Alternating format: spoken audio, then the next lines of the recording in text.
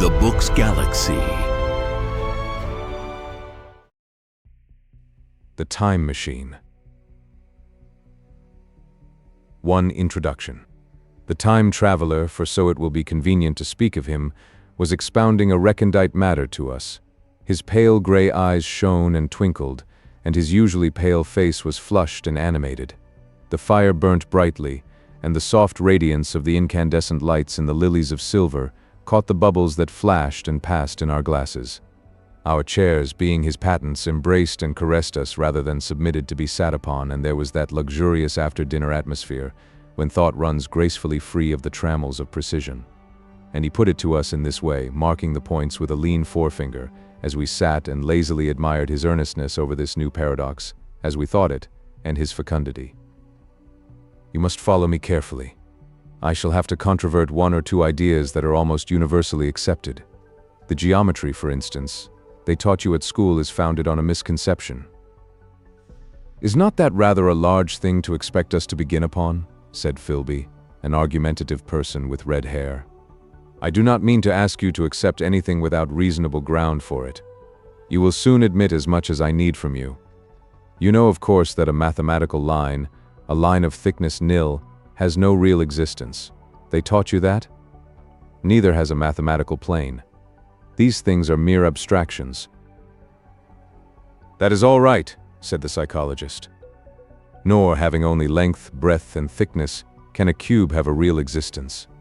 There I object, said Philby.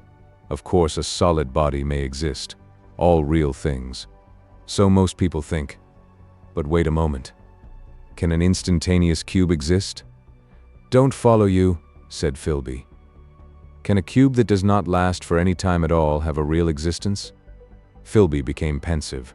Clearly, the time traveler proceeded. Any real body must have extension in 4 directions.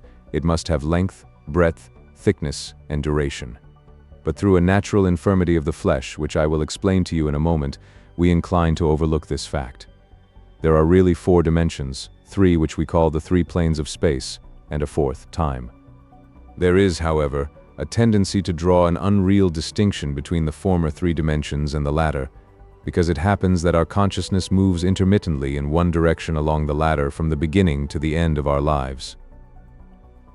That, said a very young man, making spasmodic efforts to relight his cigar over the lamp, that, very clear indeed.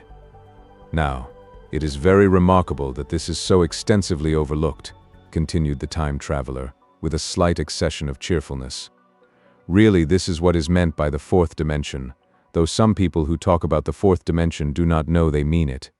It is only another way of looking at time. There is no difference between time and any of the 3 dimensions of space, except that our consciousness moves along it. But some foolish people have got hold of the wrong side of that idea. You have all heard what they have to say about this 4th dimension? I have not, said the provincial mayor. It is simply this. That space, as our mathematicians have it, is spoken of as having 3 dimensions, which one may call length, breadth, and thickness, and is always definable by reference to 3 planes, each at right angles to the others. But some philosophical people have been asking why 3 dimensions particularly, why not another direction at right angles to the other 3, and have even tried to construct a 4-dimensional geometry. Professor Simon Newcomb was expounding this to the New York Mathematical Society only a month or so ago. You know how on a flat surface, which has only 2 dimensions, we can represent a figure of a 3-dimensional solid, and similarly they think that by models of 3 dimensions they could represent one of 4 if they could master the perspective of the thing. See? I think so, murmured the provincial mayor, and, knitting his brows, he lapsed into an introspective state, his lips moving as one who repeats mystic words. Yes, I think I see it now, he said after some time, brightening in a quite transitory manner. Well, I do not mind telling you I have been at work upon this geometry of 4 dimensions for some time. Some of my results are curious. For instance, here is a portrait of a man at 8 years old, another at 15, another at 17, another at 23, and so on. All these are evidently sections, as it were, 3-dimensional representations of his 4-dimension being, which is a fixed and unalterable thing. Scientific people, preceded the time traveler, after the pause required for the proper assimilation of this, know very well that time is only a kind of space. Here is a popular scientific diagram, a weather record. This line I trace with my finger shows the movement of the barometer. Yesterday it was so high. Yesterday night it fell. Then this morning it rose again, and so gently upward to here. Surely the mercury did not trace this line in any of the dimensions of space generally recognized. But certainly it traced such a line, and that line, therefore, we must conclude, was along the time dimension. But, said the medical man, staring hard at a coal in the fire, if time is really only a fourth dimension of space, why is it, and why has it always been, regarded as something different? And why cannot we move in time as we move about in the other dimensions of space? The time traveler smiled. Are you so sure we can move freely in space? Right and left we can go, backward and forward freely enough, and men always have done so. I admit we move freely in two dimensions. But how about up and down? Gravitation limits us there. Not exactly, said the medical man. There are balloons. But before the balloons, save for spasmodic jumping and the inequalities of the surface, man had no freedom of vertical movement. Still they could move a little up and down, said the medical man. Easier, far easier down than up. And you cannot move at all in time, you cannot get away from the present moment. My dear sir, that is just where you are wrong. That is just where the whole world has gone wrong. We are always getting away from the present moment.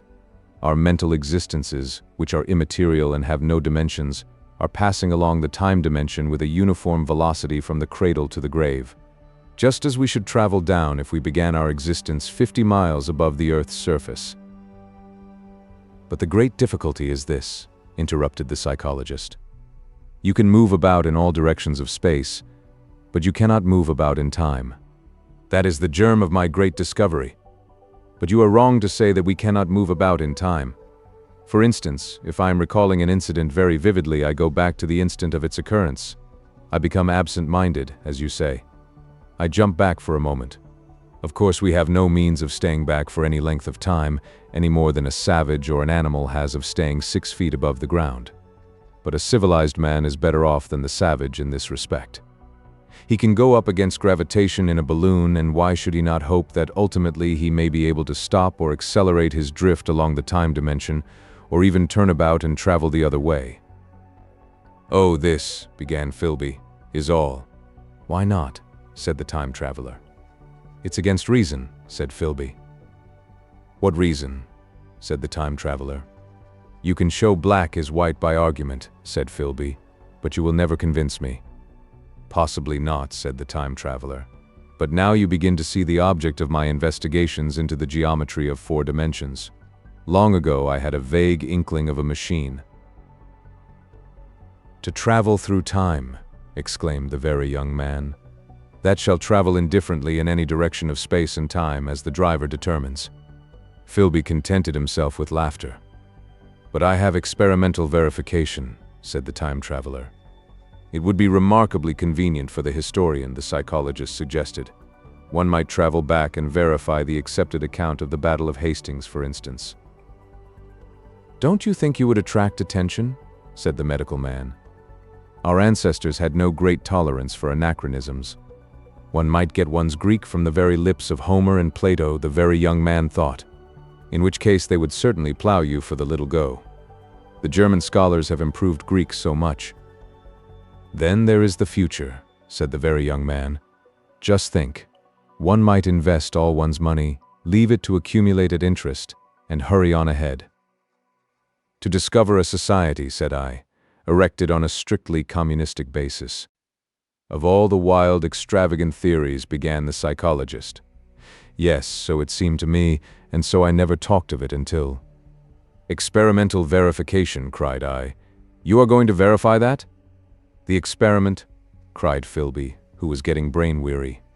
Let's see your experiment anyhow, said the psychologist, though it's all humbug, you know. The time traveler smiled round at us. Then, still smiling faintly and with his hands deep in his trousers pockets, he walked slowly out of the room, and we heard his slippers shuffling down the long passage to his laboratory. The psychologist looked at us.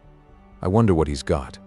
"Some sleight of hand trick or other," said the medical man, and Philby tried to tell us about a conjurer he had seen at Burslem, but before he had finished his preface, the time traveler came back, and Philby's anecdote collapsed. 2. The machine. The thing the time traveler held in his hand was a glittering metallic framework, scarcely larger than a small clock, and very delicately made. There was ivory in it, and some transparent crystalline substance. And now I must be explicit, for this that follows, unless his explanation is to be accepted, is an absolutely unaccountable thing. He took one of the small octagonal tables that was scattered about the room and set it in front of the fire, with 2 legs on the hearthrug. On this table he placed the mechanism. Then he drew up a chair and sat down. The only other object on the table was a small shaded lamp, the bright light of which fell upon the model. There were also perhaps a dozen candles about, 2 in brass candlesticks upon the mantel and several in sconces, so that the room was brilliantly illuminated. I sat in a low armchair nearest the fire, and I drew this forward so as to be almost between the time traveler and the fireplace. Philby sat behind him, looking over his shoulder. The medical man and the provincial mayor watched him in profile from the right, the psychologist from the left. The very young man stood behind the psychologist. We were all on the alert. It appears incredible to me that any kind of trick, however subtly conceived and however adroitly done, could have been played upon us under these conditions. The time traveler looked at us and then at the mechanism. "Well," said the psychologist. "This little affair," said the time traveler, resting his elbows upon the table and pressing his hands together above the apparatus, "is only a model. It is my plan for a machine to travel through time. You will notice that it looks singularly askew, and that there is an odd twinkling appearance about this bar, as though it was in some way unreal." He pointed to the part with his finger. "Also, here is one little white lever, and here is another." The medical man got up out of his chair and peered into the thing. "It's beautifully made," he said. "It took 2 years to make," retorted the time traveler. Then, when we had all imitated the action of the medical man, he said, "Now I want you clearly to understand that this lever, being pressed over, sends the machine gliding into the future, and this other reverses the motion. This saddle represents the seat of a time traveler. Presently I am going to press the lever, and off the machine will go. It will vanish, pass into future time, and disappear. Have a good look at the thing. Look at the table too, and satisfy yourselves there is no trickery. I don't want to waste this model and then be told I'm a quack." There was a minute's pause, perhaps. The psychologist seemed about to speak to me, but changed his mind. Then the time traveler put forth his finger towards the lever. "No," he said suddenly. "Lend me your hand." And turning to the psychologist, he took that individual's hand in his own and told him to put out his forefinger, so that it was the psychologist himself who sent forth the model time machine on its interminable voyage. We all saw the lever turn. I am absolutely certain there was no trickery. There was a breath of wind, and the lamp flame jumped. One of the candles on the mantel was blown out, and the little machine suddenly swung round, became indistinct, was seen as a ghost for a second perhaps, as an eddy of faintly glittering brass and ivory, and it was gone, vanished. Save for the lamp, the table was bare. Everyone was silent for a minute. Then Philby said he was damned. The psychologist recovered from his stupor and suddenly looked under the table. At that the time traveler laughed cheerfully. "Well," he said, with a reminiscence of the psychologist. Then, getting up, he went to the tobacco jar on the mantel, and with his back to us began to fill his pipe. We stared at each other. "Look here," said the medical man. "Are you in earnest about this? Do you seriously believe that that machine has traveled into time?"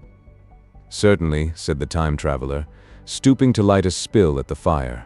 Then he turned, lighting his pipe, to look at the psychologist's face. The psychologist, to show that he was not unhinged, helped himself to a cigar and tried to light it uncut. "What is more, I have a big machine nearly finished in there," he indicated the laboratory, "and when that is put together I mean to have a journey on my own account." "You mean to say that that machine has traveled into the future?" said Philby. "Into the future or the past, I don't for certain know which." After an interval, the psychologist had an inspiration. "It must have gone into the past if it has gone anywhere," he said. "Why?" said the time traveler. "Because I presume that it has not moved in space, and if it traveled into the future, it would still be here all this time, since it must have traveled through this time." "But," said I, "if it traveled into the past, it would have been visible when we came first into this room, and last Thursday when we were here, and the Thursday before that, and so forth." "Serious objections," remarked the provincial mayor, with an air of impartiality, turning towards the time traveler. "Not a bit," said the time traveler, and, to the psychologist, "You think? You can explain that. It's presentation below the threshold, you know, diluted presentation." "Of course," said the psychologist, and reassured us. "That's a simple point of psychology. I should have thought of it. It's plain enough, and helps the paradox delightfully. We cannot see it, nor can we appreciate this machine any more than we can the spoke of a wheel spinning or a bullet flying through the air. If it is traveling through time 50 times or 100 times faster than we are, if it gets through a minute while we get through a second, the impression it creates will of course be only 1/50th or 100th of what it would make if it were not traveling in time. That's plain enough." He passed his hand through the space in which the machine had been. "You see?" he said, laughing. We sat and stared at the vacant table for a minute or so. Then the time traveler asked us what we thought of it all. "It sounds plausible enough tonight," said the medical man. "But wait until tomorrow. Wait for the common sense of the morning." "Would you like to see the time machine itself?" asked the time traveler. And therewith, taking the lamp in his hand, he led the way down the long, draughty corridor to his laboratory. I remember vividly the flickering light, his queer, broad head in silhouette, the dance of the shadows, how we all followed him, puzzled but incredulous, and how there in the laboratory we beheld a larger edition of the little mechanism which we had seen vanish from before our eyes. Parts were of nickel, parts of ivory, parts had certainly been filed or sawn out of rock crystal. The thing was generally complete, but the twisted crystalline bars lay unfinished upon the bench beside some sheets of drawings, and I took one up for a better look at it. Quartz it seemed to be. "Look here," said the medical man, "are you perfectly serious? Or is this a trick, like that ghost you showed us last Christmas?" "Upon that machine," said the time traveler, holding the lamp aloft, "I intend to explore time. Is that plain? I was never more serious in my life." None of us quite knew how to take it. I caught Philby's eye over the shoulder of the medical man, and he winked at me solemnly. 3. The time traveler returns. I think that at that time none of us quite believed in the time machine. The fact is, the time traveler was one of those men who are too clever to be believed. You never felt that you saw all round him. You always suspected some subtle reserve, some ingenuity in ambush, behind his lucid frankness. Had Philby shown the model and explained the matter in the time traveler's words, we should have shown him far less skepticism. For we should have perceived his motives. A pork butcher could understand Philby. But the time traveler had more than a touch of whim among his elements, and we distrusted him. Things that would have made the fame of a less clever man seemed tricks in his hands. It is a mistake to do things too easily. The serious people who took him seriously never felt quite sure of his deportment. They were somehow aware that trusting their reputations for judgment with him was like furnishing a nursery with eggshell china. So I don't think any of us said very much about time traveling in the interval between that Thursday and the next, though its odd potentialities ran, no doubt, in most of our minds, its plausibility, that is, its practical incredibleness, the curious possibilities of anachronism and of utter confusion it suggested. For my own part, I was particularly preoccupied with the trick of the model, that I remember discussing with the medical man whom I met on Friday at the Linnean. He said he had seen a similar thing at Tübingen, and laid considerable stress on the blowing out of the candle. But how the trick was done he could not explain. The next Thursday I went again to Richmond. I suppose I was one of the time traveler's most constant guests, and, arriving late, found 4 or 5 men already assembled in his drawing room. The medical man was standing before the fire with a sheet of paper in one hand and his watch in the other. I looked round for the time traveler and, "It's 7:30 now," said the medical man. "I suppose we'd better have dinner?" "Where's?" said I, naming our host. "You've just come? It's rather odd. He's unavoidably detained.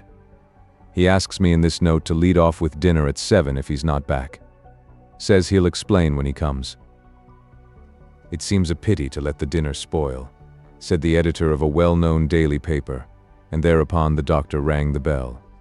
The psychologist was the only person besides the doctor and myself who had attended the previous dinner. The other men were blank, the editor aforementioned, a certain journalist, and another, a quiet, shy man with a beard whom I didn't know and who, as far as my observation went, never opened his mouth all the evening. There was some speculation at the dinner table about the time traveler's absence, and I suggested time traveling in a half-jocular spirit. The editor wanted that explained to him, and the psychologist volunteered a wooden account of the ingenious paradox and trick we had witnessed that day week. He was in the midst of his exposition when the door from the corridor opened slowly and without noise. I was facing the door and saw it first. "Hello," I said, "at last." And the door opened wider, and the time traveler stood before us. I gave a cry of surprise. "Good heavens, man, what's the matter?" cried the medical man who saw him next, and the whole tableful turned towards the door. He was in an amazing plight.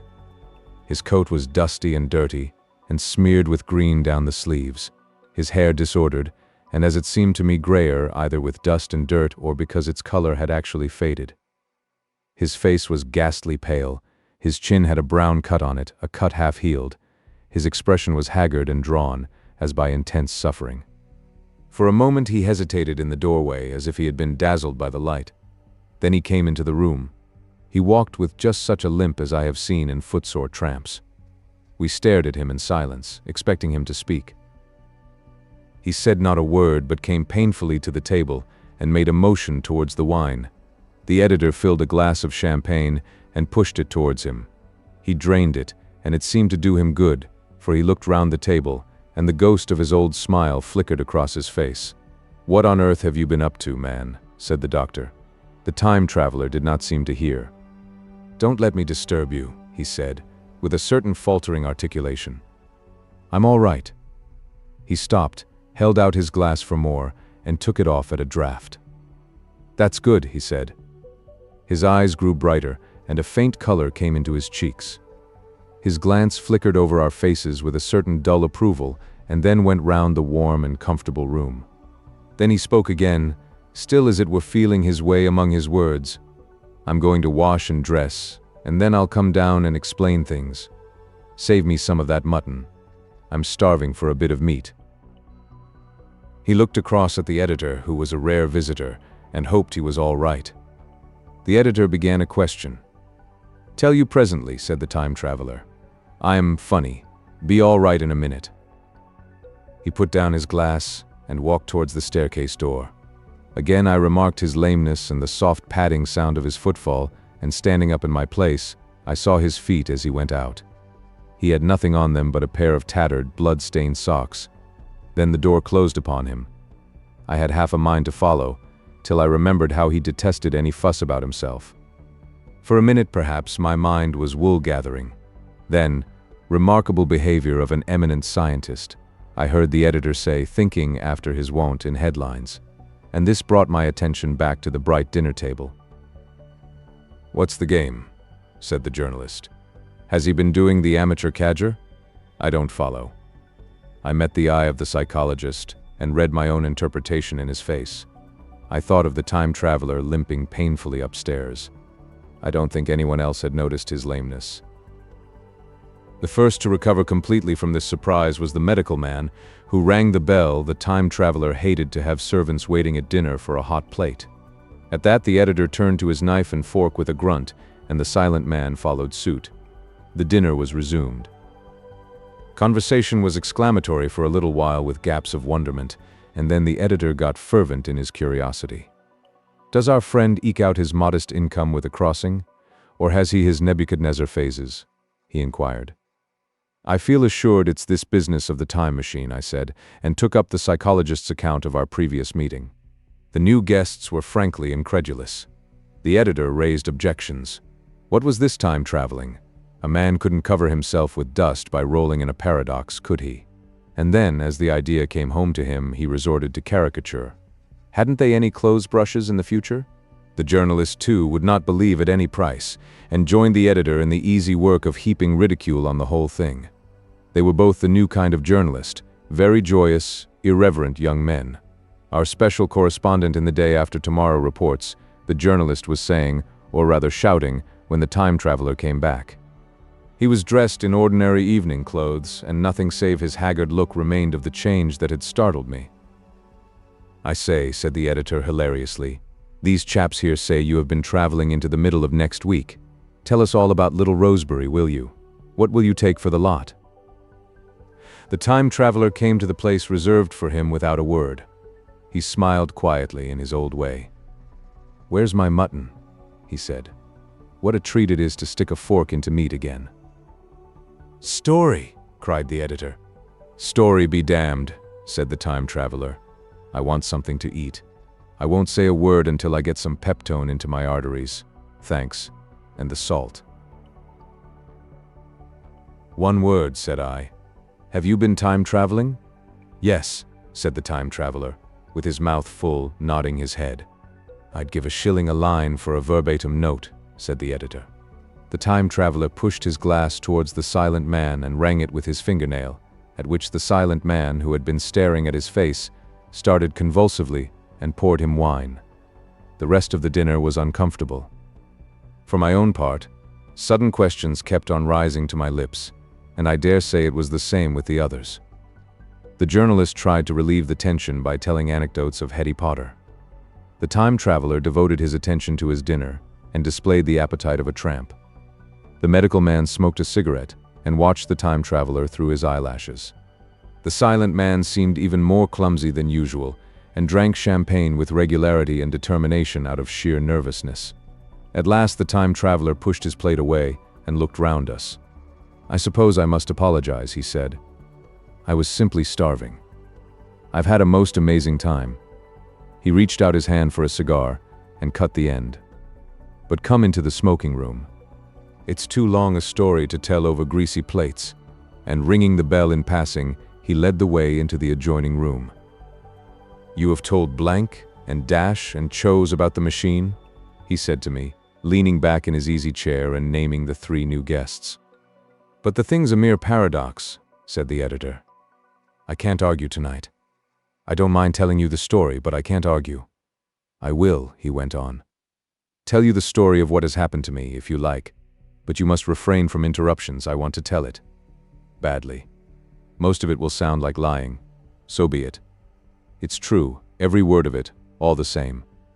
I was in my laboratory at 4 o'clock, and since then, I've lived 8 days, such days as no human being ever lived before.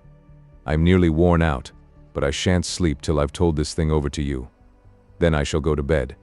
But no interruptions. Is it agreed?" "Agreed," said the editor, and the rest of us echoed agreed. And with that, the time traveler began his story as I have set it forth. He sat back in his chair at first and spoke like a weary man. Afterwards, he got more animated. In writing it down, I feel with only too much keenness the inadequacy of pen and ink, and above all, my own inadequacy to express its quality. You read, I will suppose, attentively enough, but you cannot see the speaker's white, sincere face in the bright circle of the little lamp, nor hear the intonation of his voice.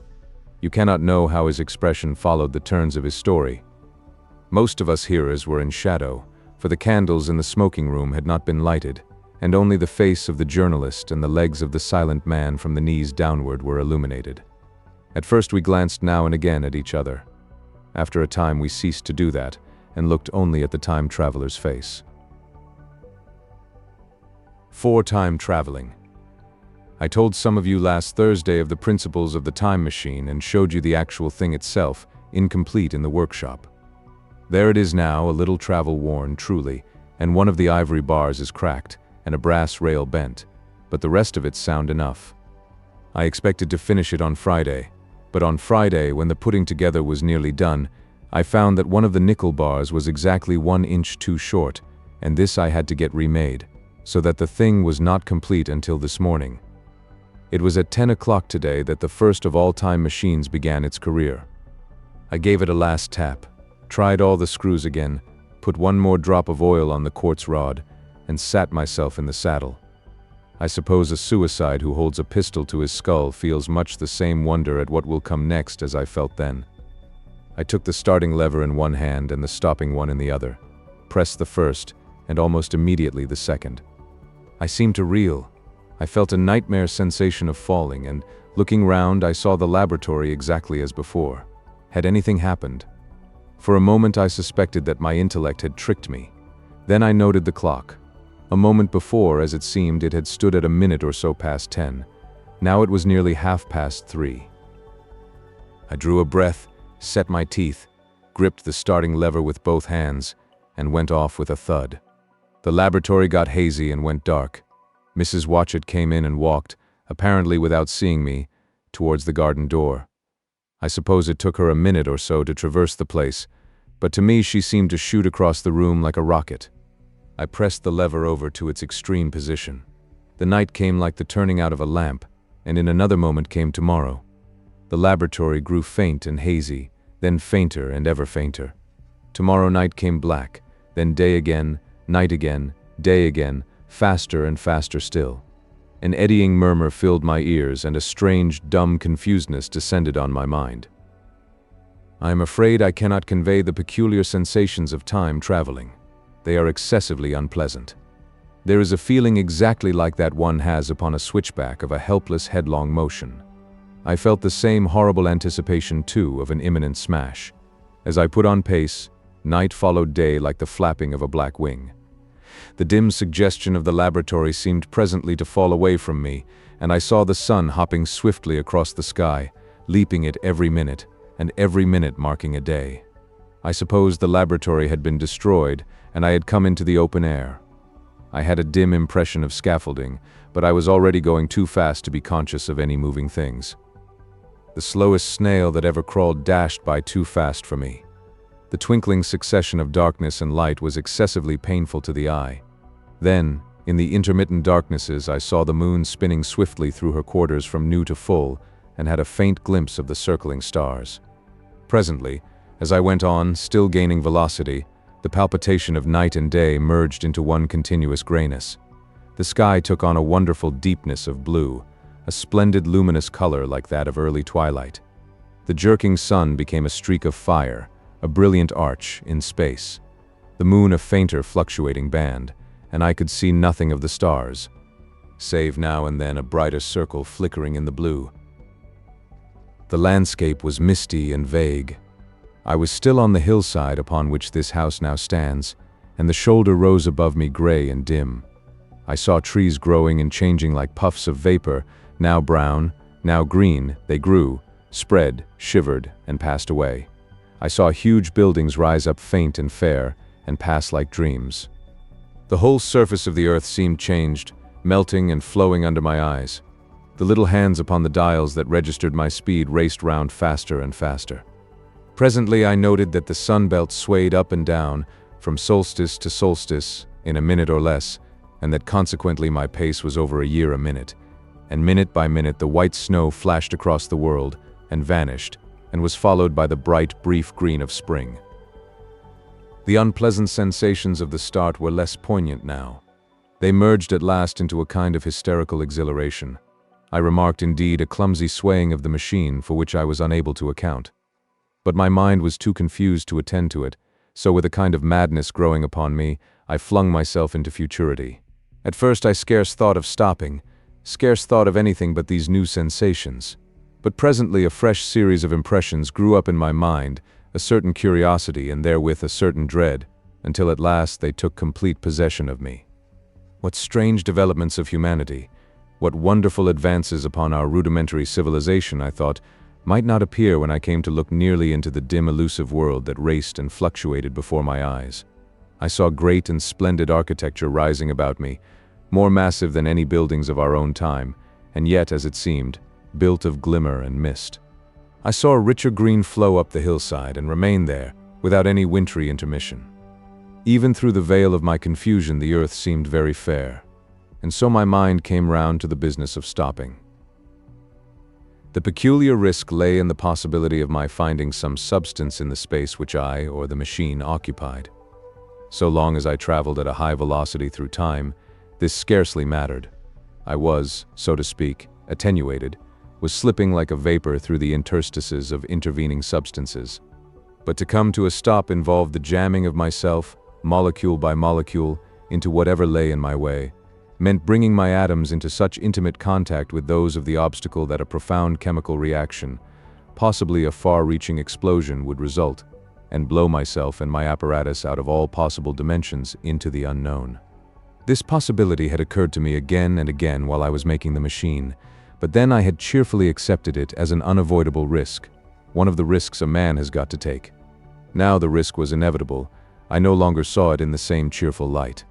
The fact is that, insensibly, the absolute strangeness of everything, the sickly jarring and swaying of the machine, above all, the feeling of prolonged falling, had absolutely upset my nerves.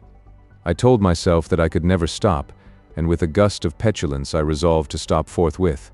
Like an impatient fool, I lugged over the lever, and incontinently the thing went reeling over, and I was flung headlong through the air. There was the sound of a clap of thunder in my ears. I may have been stunned for a moment. A pitiless hail was hissing round me, and I was sitting on soft turf in front of the overset machine. Everything still seemed gray, but presently I remarked that the confusion in my ears was gone. I looked round me. I was on what seemed to be a little lawn in a garden, surrounded by rhododendron bushes, and I noticed that their mauve and purple blossoms were dropping in a shower under the beating of the hailstones. The rebounding, dancing hail hung in a little cloud over the machine, and drove along the ground like smoke. In a moment I was wet to the skin. "Fine hospitality," said I, "to a man who has traveled innumerable years to see you." Presently I thought what a fool I was to get wet. I stood up and looked round me. A colossal figure, carved apparently in some white stone, loomed indistinctly beyond the rhododendrons through the hazy downpour, but all else of the world was invisible. My sensations would be hard to describe. As the columns of hail grew thinner, I saw the white figure more distinctly. It was very large, for a silver birch tree touched its shoulder. It was of white marble, in shape something like a winged sphinx, but the wings, instead of being carried vertically at the sides, were spread so that it seemed to hover. The pedestal, it appeared to me, was of bronze, and was thick with verdigris. It chanced that the face was towards me. The sightless eyes seemed to watch me. There was the faint shadow of a smile on the lips. It was greatly weather-worn, and that imparted an unpleasant suggestion of disease. I stood looking at it for a little space, half a minute, perhaps, or half an hour. It seemed to advance and to recede as the hail drove before it denser or thinner. At last I tore my eyes from it for a moment, and saw that the hail curtain had worn threadbare, and that the sky was lightening with the promise of the sun. I looked up again at the crouching white shape, and the full temerity of my voyage came suddenly upon me. What might appear when that hazy curtain was altogether withdrawn? What might not have happened to men? What if cruelty had grown into a common passion? What if in this interval the race had lost its manliness, and had developed into something inhuman, unsympathetic, and overwhelmingly powerful? I might seem some old-world savage animal, only the more dreadful and disgusting for our common likeness, a foul creature to be incontinently slain. Already I saw other vast shapes, huge buildings with intricate parapets and tall columns, with a wooded hillside dimly creeping in upon me through the lessening storm. I was seized with a panic fear. I turned frantically to the time machine, and strove hard to readjust it. As I did so, the shafts of the sun smote through the thunderstorm.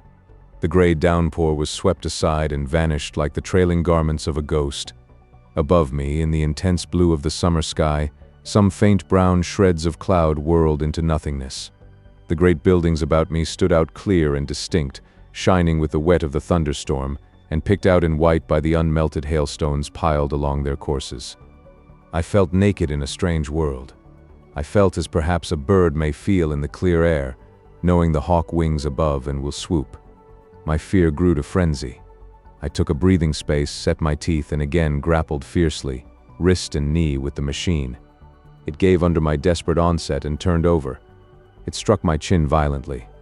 One hand on the saddle, the other on the lever, I stood panting heavily in attitude to mount again. But with this recovery of a prompt retreat, my courage recovered.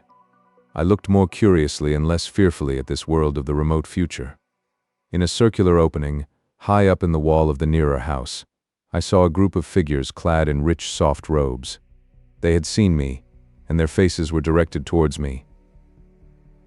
Then I heard voices approaching me. Coming through the bushes by the white Sphinx were the heads and shoulders of men running. One of these emerged in a pathway leading straight to the little lawn upon which I stood with my machine. He was a slight creature, perhaps 4 feet high, clad in a purple tunic, girdled at the waist with a leather belt.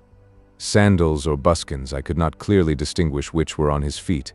His legs were bare to the knees, and his head was bare. Noticing that, I noticed for the first time how warm the air was. He struck me as being a very beautiful and graceful creature, but indescribably frail. His flushed face reminded me of the more beautiful kind of consumptive, that hectic beauty of which we used to hear so much. At the sight of him, I suddenly regained confidence. I took my hands from the machine. V in the Golden Age. In another moment we were standing face to face, I and this fragile thing out of futurity. He came straight up to me and laughed into my eyes. The absence from his bearing of any sign of fear struck me at once. Then he turned to the 2 others who were following him and spoke to them in a strange and very sweet and liquid tongue. There were others coming, and presently a little group of perhaps 8 or 10 of these exquisite creatures were about me. One of them addressed me. It came into my head, oddly enough, that my voice was too harsh and deep for them. So I shook my head, and, pointing to my ears, shook it again. He came a step forward, hesitated, and then touched my hand. Then I felt other soft little tentacles upon my back and shoulders. They wanted to make sure I was real. There was nothing in this at all alarming. Indeed, there was something in these pretty little people that inspired confidence, a graceful gentleness, a certain childlike ease. And besides, they looked so frail that I could fancy myself flinging the whole dozen of them about like 9-pins. But I made a sudden motion to warn them when I saw their little pink hands feeling at the time machine. Happily then, when it was not too late, I thought of a danger I had hitherto forgotten, and reaching over the bars of the machine, I unscrewed the little levers that would set it in motion, and put these in my pocket. Then I turned again to see what I could do in the way of communication. And then, looking more nearly into their features, I saw some further peculiarities in their Dresden china type of prettiness. Their hair, which was uniformly curly, came to a sharp end at the neck and cheek. There was not the faintest suggestion of it on the face, and their ears were singularly minute. The mouths were small, with bright red, rather thin lips, and the little chins ran to a point. The eyes were large and mild, and this may seem egotism on my part. I fancied even that there was a certain lack of the interest I might have expected in them. As they made no effort to communicate with me, but simply stood round me smiling and speaking in soft cooing notes to each other, I began the conversation. I pointed to the time machine and to myself. Then, hesitating for a moment how to express time, I pointed to the sun. At once a quaintly pretty little figure in checkered purple and white followed my gesture, and then astonished me by imitating the sound of thunder. For a moment I was staggered, though the import of his gesture was plain enough.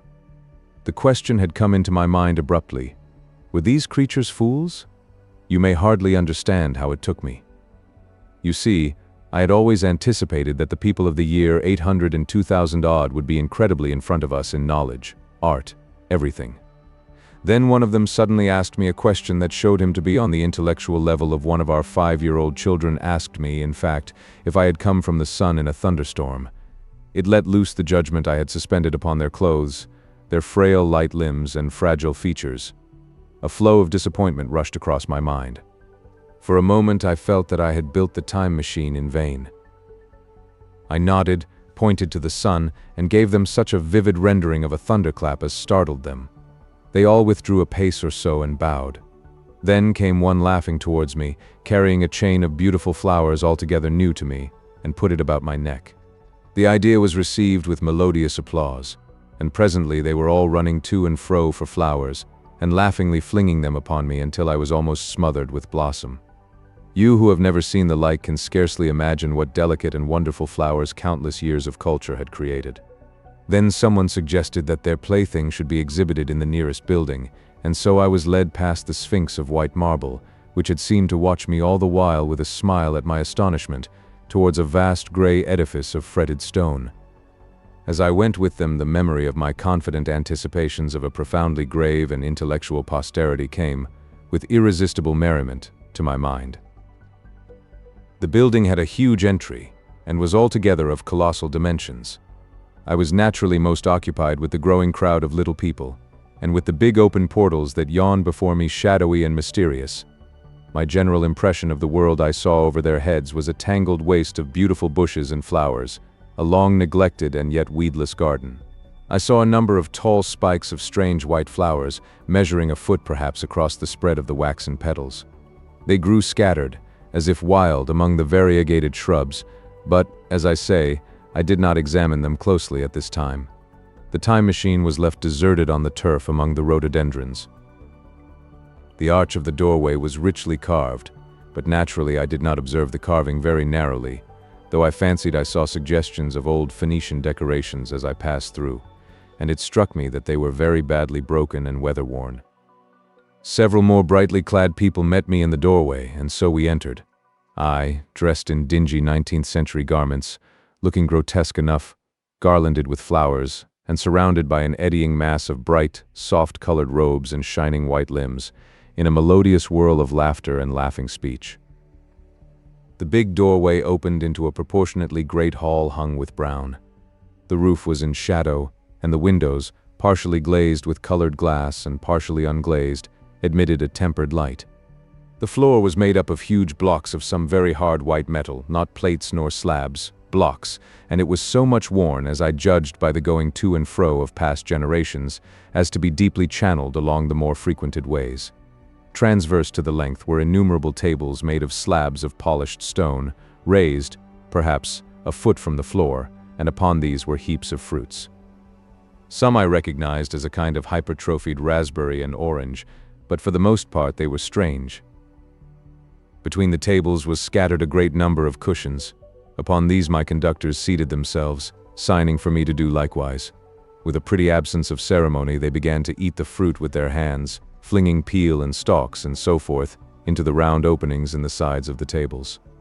I was not loath to follow their example, for I felt thirsty and hungry. As I did so, I surveyed the hall at my leisure. And perhaps the thing that struck me most was its dilapidated look. The stained glass windows, which displayed only a geometrical pattern, were broken in many places, and the curtains that hung across the lower end were thick with dust, and it caught my eye that the corner of the marble table near me was fractured. Nevertheless, the general effect was extremely rich and picturesque. There were, perhaps, a couple of hundred people dining in the hall, and most of them, seated as near to me as they could come, were watching me with interest, their little eyes shining over the fruit they were eating. All were clad in the same soft, and yet strong, silky material. Fruit, by the by, was all their diet. These people of the remote future were strict vegetarians, and while I was with them, in spite of some carnal cravings, I had to be frugivorous also. Indeed, I found afterwards that horses, cattle, sheep, dogs had followed the ichthyosaurus into extinction.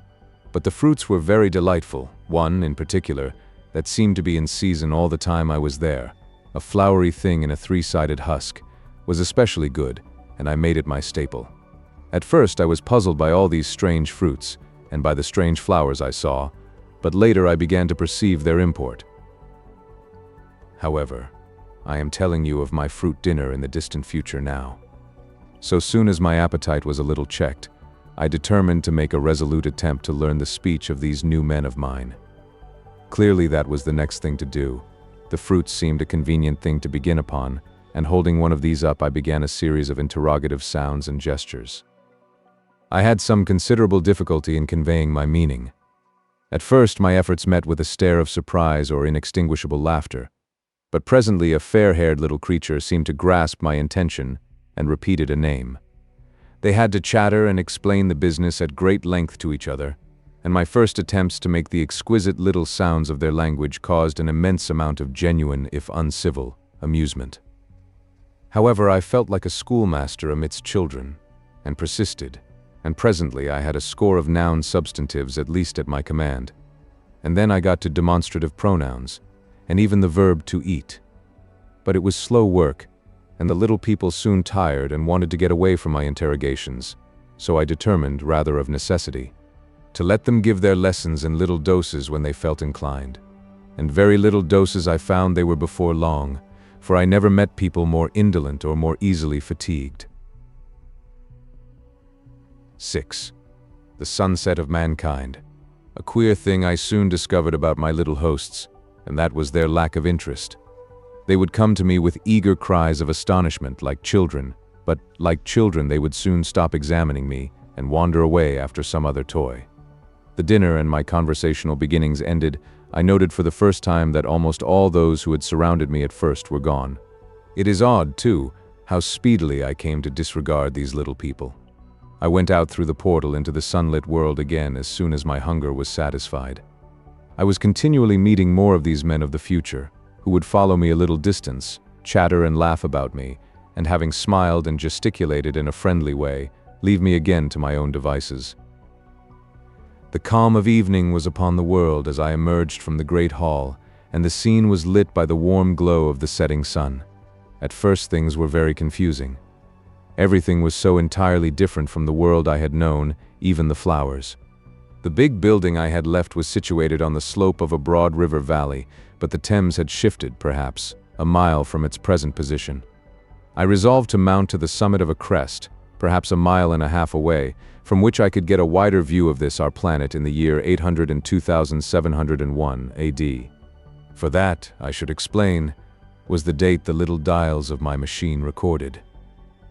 As I walked, I was watching for every impression that could possibly help to explain the condition of ruinous splendor in which I found the world, for ruinous it was. A little way up the hill, for instance, was a great heap of granite, bound together by masses of aluminium, a vast labyrinth of precipitous walls and crumpled heaps, amidst which were thick heaps of very beautiful pagoda-like plants, nettles possibly, but wonderfully tinted with brown about the leaves, and incapable of stinging. It was evidently the derelict remains of some vast structure, to what end built I could not determine. It was here that I was destined, at a later date, to have a very strange experience, the first intimation of a still stranger discovery, but of that I will speak in its proper place. Looking round with a sudden thought, from a terrace on which I rested for a while, I realized that there were no small houses to be seen. Apparently the single house, and possibly even the household, had vanished. Here and there among the greenery were palace-like buildings, but the house and the cottage, which form such characteristic features of our own English landscape, had disappeared. Communism, said I to myself. And on the heels of that came another thought. I looked at the half-dozen little figures that were following me. Then, in a flash, I perceived that all had the same form of costume, the same soft hairless visage, and the same girlish rotundity of limb. It may seem strange, perhaps, that I had not noticed this before. But everything was so strange. Now, I saw the fact plainly enough. In costume, and in all the differences of texture and bearing that now mark off the sexes from each other, these people of the future were alike, and the children seemed to my eyes to be but the miniatures of their parents. I judged then that the children of that time were extremely precocious, physically at least, and I found afterwards abundant verification of my opinion. Seeing the ease and security in which these people were living, I felt that this close resemblance of the sexes was after all what one would expect, for the strength of a man and the softness of a woman, the institution of the family, and the differentiation of occupations are mere militant necessities of an age of physical force. Where population is balanced and abundant, much childbearing becomes an evil rather than a blessing to the state. Where violence comes but rarely and offspring are secure, there is less necessity, indeed there is no necessity for an efficient family, and the specialization of the sexes with reference to their children's needs disappears. We see some beginnings of this even in our own time, and in this future age it was complete. This, I must remind you, was my speculation at the time. Later, I was to appreciate how far it fell short of the reality. While I was musing upon these things, my attention was attracted by a pretty little structure, like a well under a cupola. I thought in a transitory way of the oddness of wells still existing, and then resumed the thread of my speculations. There were no large buildings towards the top of the hill, and as my walking powers were evidently miraculous, I was presently left alone for the first time. With a strange sense of freedom and adventure, I pushed on up to the crest. There I found a seat of some yellow metal that I did not recognize, corroded in places with a kind of pinkish rust and half smothered in soft moss, the armrests cast and filed into the resemblance of griffins' heads. I sat down on it, and I surveyed the broad view of our old world under the sunset of that long day. It was as sweet and fair a view as I have ever seen. The sun had already gone below the horizon, and the west was flaming gold, touched with some horizontal bars of purple and crimson. Below was the valley of the Thames, in which the river lay like a band of burnished steel. I have already spoken of the great palaces dotted about among the variegated greenery, some in ruins and some still occupied. Here and there rose a white or silvery figure in the waste garden of the earth. Here and there came the sharp vertical line of some cupola or obelisk. There were no hedges, no signs of proprietary rights, no evidences of agriculture. The whole earth had become a garden. So watching, I began to put my interpretation upon the things I had seen, and as it shaped itself to me that evening, my interpretation was something in this way. Afterwards I found I had got only a half-truth, or only a glimpse of one facet of the truth. It seemed to me that I had happened upon humanity upon the wane. The ruddy sunset set me thinking of the sunset of mankind. For the first time I began to realize an odd consequence of the social effort in which we are at present engaged. And yet, come to think, it is a logical consequence enough. Strength is the outcome of need. Security sets a premium on feebleness. The work of ameliorating the conditions of life, the true civilizing process that makes life more and more secure, had gone steadily on to a climax. One triumph of a united humanity over nature had followed another. Things that are now mere dreams had become projects deliberately put in hand and carried forward, and the harvest was what I saw. After all, the sanitation and the agriculture of today are still in the rudimentary stage. The science of our time has attacked but a little department of the field of human disease, but, even so, it spreads its operations very steadily and persistently. Our agriculture and horticulture destroy a weed just here and there and cultivate perhaps a score or so of wholesome plants, leaving the greater number to fight out a balance as they can. We improve our favorite plants and animals, and how few they are, gradually by selective breeding, now a new and better peach, now a seedless grape, now a sweeter and larger flower, now a more convenient breed of cattle. We improve them gradually, because our ideals are vague and tentative, and our knowledge is very limited, because nature too is shy and slow in our clumsy hands. Someday all this will be better organized and still better. That is the drift of the current in spite of the eddies. The whole world will be intelligent, educated, and cooperating. Things will move faster and faster towards the subjugation of nature. In the end, wisely and carefully, we shall readjust the balance of animal and vegetable life to suit our human needs. This adjustment, I say, must have been done, and done well. Done indeed for all time, in the space of time across which my machine had leapt. The air was free from gnats, the earth from weeds or fungi. Everywhere were fruits and sweet and delightful flowers. Brilliant butterflies flew hither and thither. The ideal of preventive medicine was attained. Diseases had been stamped out. I saw no evidence of any contagious diseases during all my stay, and I shall have to tell you later that even the processes of putrefaction and decay had been profoundly affected by these changes. Social triumphs, too, had been effected. I saw mankind housed in splendid shelters, gloriously clothed, and as yet I had found them engaged in no toil. There were no signs of struggle, neither social nor economical struggle. The shop, the advertisement, traffic, all that commerce which constitutes the body of our world, was gone. It was natural on that golden evening that I should jump at the idea of a social paradise. The difficulty of increasing population had been met, I guessed, and population had ceased to increase. But with this change in condition comes inevitably adaptations to the change. What, unless biological science is a mass of errors, is the cause of human intelligence and vigor? Hardship and freedom, conditions under which the active, strong, and subtle survive and the weaker go to the wall, conditions that put a premium upon the loyal alliance of capable men, upon self-restraint, patience, and decision. and the institution of the family and the emotions that arise therein, the fierce jealousy, the tenderness for offspring, parental self-devotion, all found their justification and support in the imminent dangers of the young. Now, where are these imminent dangers? There is a sentiment arising, and it will grow, against connubial jealousy, against fierce maternity, against passion of all sorts, unnecessary things now, and things that make us uncomfortable, savage survivals, discords in a refined and pleasant life. I thought of the physical slightness of the people, their lack of intelligence, and those big abundant ruins, and it strengthened my belief in a perfect conquest of nature. For after the battle comes quiet. Humanity had been strong, energetic, and intelligent, and had used all its abundant vitality to alter the conditions under which it lived. And now came the reaction of the altered conditions. Under the new conditions of perfect comfort and security, that restless energy that with us is strength would become weakness. Even in our own time, certain tendencies and desires, once necessary to survival, are a constant source of failure. Physical courage and the love of battle, for instance, are no great help, may even be hindrances to a civilized man.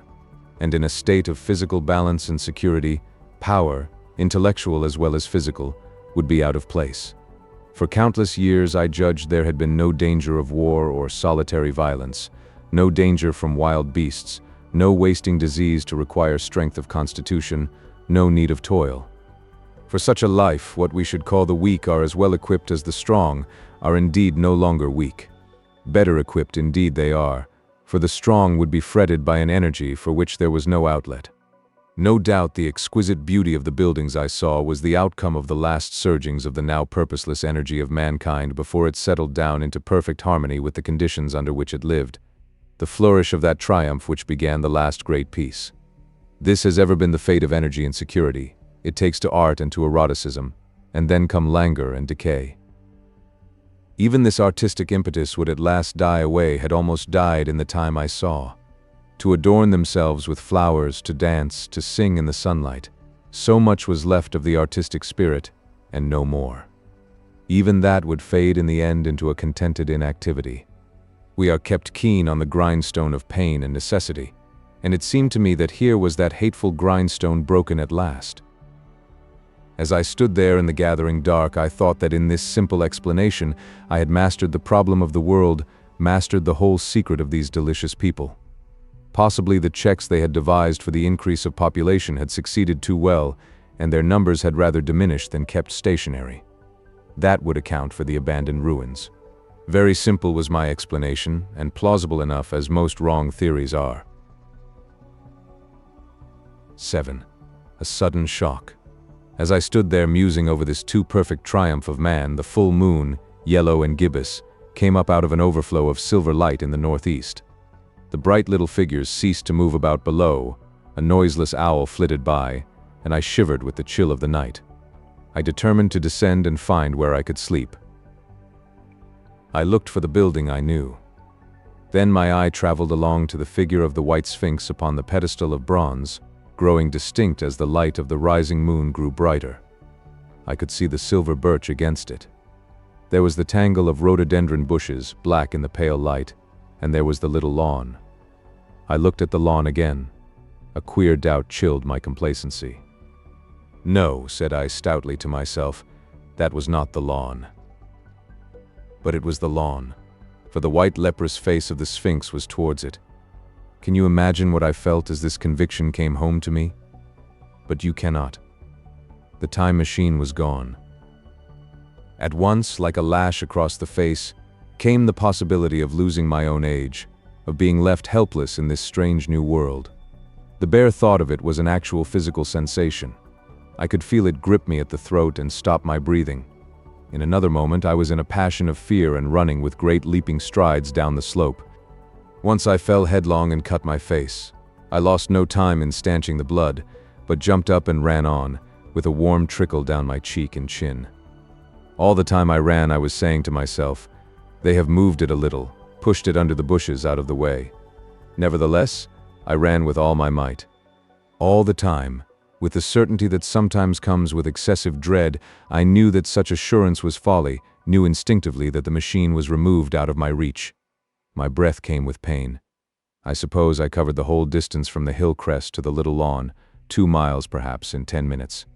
And I am not a young man. I cursed aloud as I ran at my confident folly in leaving the machine, wasting good breath thereby. I cried aloud and none answered. Not a creature seemed to be stirring in that moonlit world. When I reached the lawn, my worst fears were realized. Not a trace of the thing was to be seen. I felt faint and cold when I faced the empty space among the black tangle of bushes. I ran round it furiously as if the thing might be hidden in a corner, and then stopped abruptly, with my hands clutching my hair. Above me towered the Sphinx upon the bronze pedestal, white, shining, leprous, in the light of the rising moon. It seemed to smile in mockery of my dismay. I might have consoled myself by imagining the little people had put the mechanism in some shelter for me, had I not felt assured of their physical and intellectual inadequacy. That is what dismayed me, the sense of some hitherto unsuspected power through whose intervention my invention had vanished. Yet for one thing I felt assured, unless some other age had produced its exact duplicate, the machine could not have moved in time. The attachment of the levers, I will show you the method later, prevented anyone from tampering with it in that way when they were removed. It had moved, and was hid, only in space. But then, where could it be? I think I must have had a kind of frenzy. I remember running violently in and out among the moonlit bushes all round the Sphinx, and startling some white animal that, in the dim light, I took for a small deer. I remember, too, late that night, beating the bushes with my clenched fist until my knuckles were gashed and bleeding from the broken twigs. Then, sobbing and raving in my anguish of mind, I went down to the great building of stone. The big hall was dark, silent, and deserted. I slipped on the uneven floor and fell over one of the malachite tables, almost breaking my shin. I lit a match and went on past the dusty curtains, of which I have told you. There I found a second great hall covered with cushions, upon which, perhaps, a score or so of the little people were sleeping. I have no doubt they found my second appearance strange enough, coming suddenly out of the quiet darkness with inarticulate noises and the splutter and flare of a match, for they had forgotten about matches. "Where is my time machine?" I began, bawling like an angry child, laying hands upon them and shaking them up together. It must have been very queer to them. Some laughed, most of them looked sorely frightened. When I saw them standing round me, it came into my head that I was doing as foolish a thing as it was possible for me to do under the circumstances, in trying to revive the sensation of fear. For, reasoning from their daylight behavior, I thought that fear must be forgotten. Abruptly, I dashed down the match, and knocking one of the people over in my course, went blundering across the big dining hall again, out under the moonlight.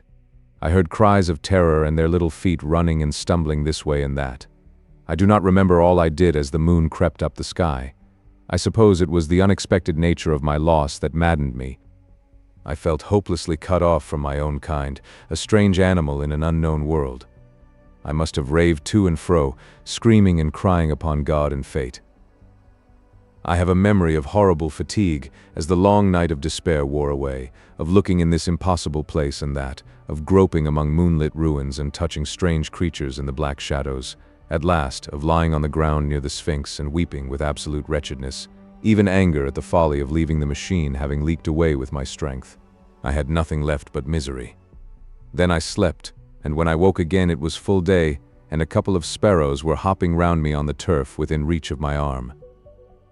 I sat up in the freshness of the morning, trying to remember how I had got there, and why I had such a profound sense of desertion and despair. Then things came clear in my mind. With the plain, reasonable daylight, I could look my circumstances fairly in the face. I saw the wild folly of my frenzy overnight, and I could reason with myself. "Suppose the worst?" I said. "Suppose the machine altogether lost, perhaps destroyed. It behoves me to be calm and patient, to learn the way of the people, to get a clear idea of the method of my loss, and the means of getting materials and tools, so that in the end, perhaps, I may make another. That would be my only hope, a poor hope, perhaps, but better than despair. And after all, it was a beautiful and curious world.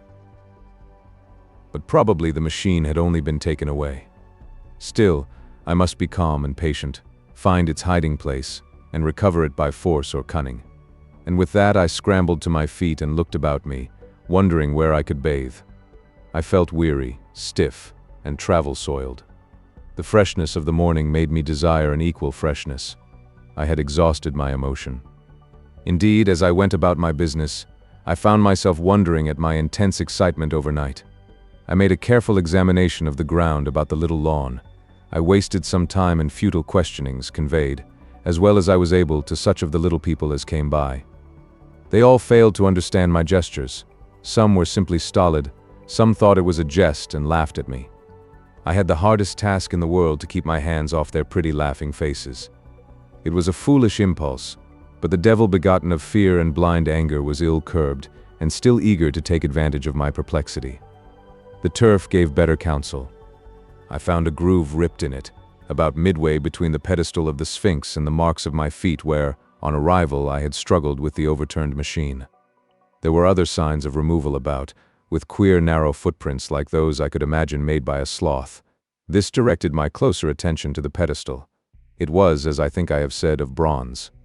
It was not a mere block, but highly decorated with deep-framed panels on either side. I went and rapped at these. The pedestal was hollow. Examining the panels with care, I found them discontinuous with the frames. There were no handles or keyholes, but possibly the panels, if they were doors as I supposed, opened from within.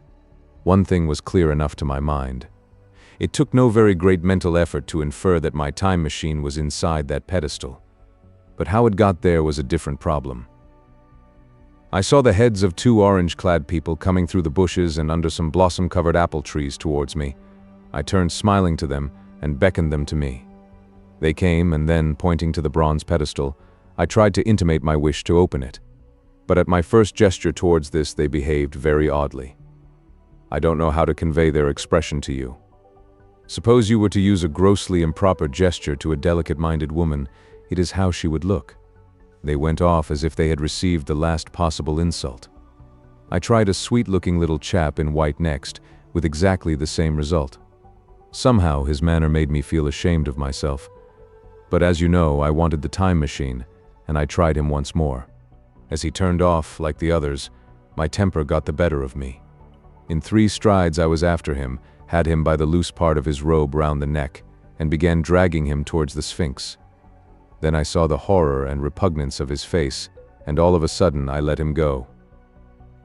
But I was not beaten yet. I banged with my fist at the bronze panels. I thought I heard something stir inside, to be explicit. I thought I heard a sound like a chuckle, but I must have been mistaken. Then I got a big pebble from the river, and came and hammered till I had flattened a coil in the decorations, and the verdigris came off in powdery flakes. The delicate little people must have heard me hammering in gusty outbreaks a mile away on either hand, but nothing came of it. I saw a crowd of them upon the slopes, looking furtively at me. At last, hot and tired, I sat down to watch the place. But I was too restless to watch long. I am too occidental for a long vigil. I could work at a problem for years, but to wait inactive for 24 hours, that is another matter. I got up after a time and began walking aimlessly through the bushes towards the hill again. Patience, said I to myself. If you want your machine again, you must leave that Sphinx alone. If they mean to take your machine away, it's little good you're wrecking their bronze panels, and if they don't, you will get it back as soon as you can ask for it. To sit among all those unknown things before a puzzle like that is hopeless. That way lies monomania. Face this world. Learn its ways. Watch it. Be careful of too hasty guesses at its meaning. In the end you will find clues to it all. Then suddenly the humor of the situation came into my mind. The thought of the years I had spent in study and toil to get into the future age, and now my passion of anxiety to get out of it. I had made myself the most complicated and the most hopeless trap that ever a man devised. Although it was at my own expense, I could not help myself. I laughed aloud. Going through the big palace, it seemed to me that the little people avoided me. It may have been my fancy, or it may have had something to do with my hammering at the gates of bronze. Yet I felt tolerably sure of the avoidance. I was careful, however, to show no concern and to abstain from any pursuit of them, and in the course of a day or two things got back to the old footing.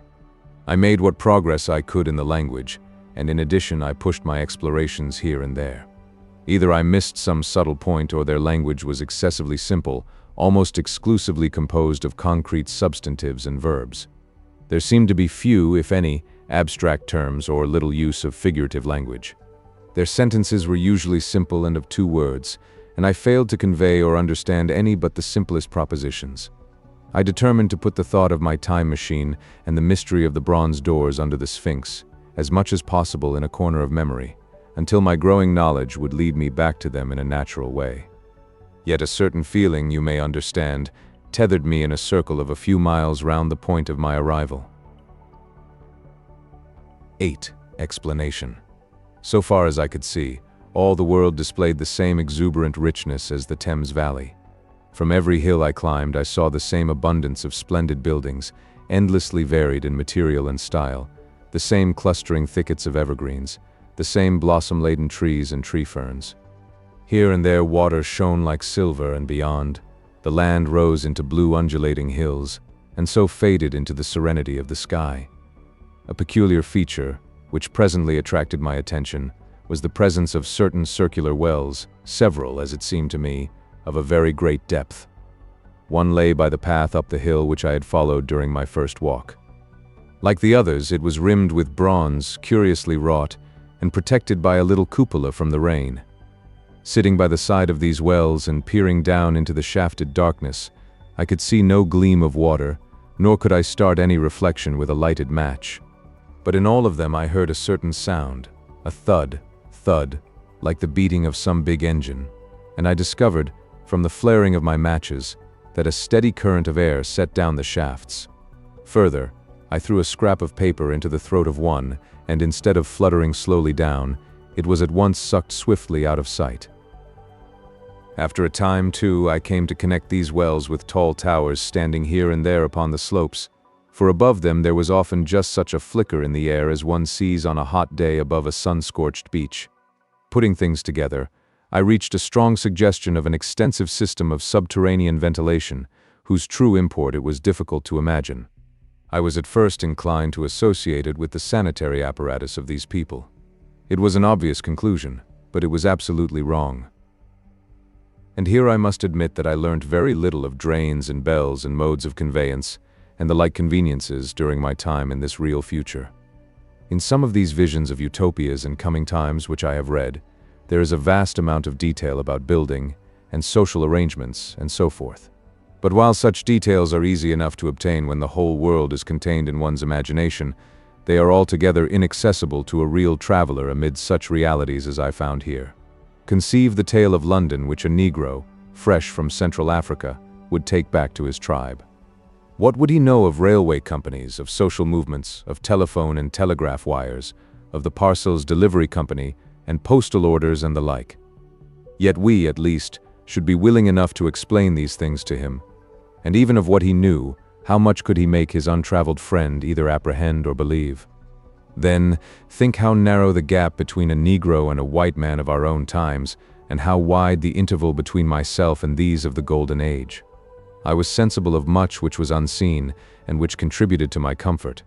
But save for a general impression of automatic organization, I fear I can convey very little of the difference to your mind. In the matter of sepulture, for instance, I could see no signs of crematoria nor anything suggestive of tombs. But it occurred to me that possibly there might be cemeteries or crematoria somewhere beyond the range of my explorings. This, again, was a question I deliberately put to myself, and my curiosity was at first entirely defeated upon the point. The thing puzzled me, and I was led to make a further remark, which puzzled me still more, that aged and infirm among this people there were none. I must confess that my satisfaction with my first theories of an automatic civilization and a decadent humanity did not long endure. Yet I could think of no other. Let me put my difficulties. The several big palaces I had explored were mere living places, great dining halls and sleeping apartments. I could find no machinery, no appliances of any kind. Yet these people were clothed in pleasant fabrics that must at times need renewal, and their sandals, though undecorated, were fairly complex specimens of metalwork. Somehow such things must be made, and the little people displayed no vestige of a creative tendency. There were no shops, no workshops, no sign of importations among them. They spent all their time in playing gently, in bathing in the river, in making love in a half-playful fashion, in eating fruit and sleeping. I could not see how things were kept going. Then, again about the time machine, something, I knew not what, had taken it into the hollow pedestal of the white Sphinx.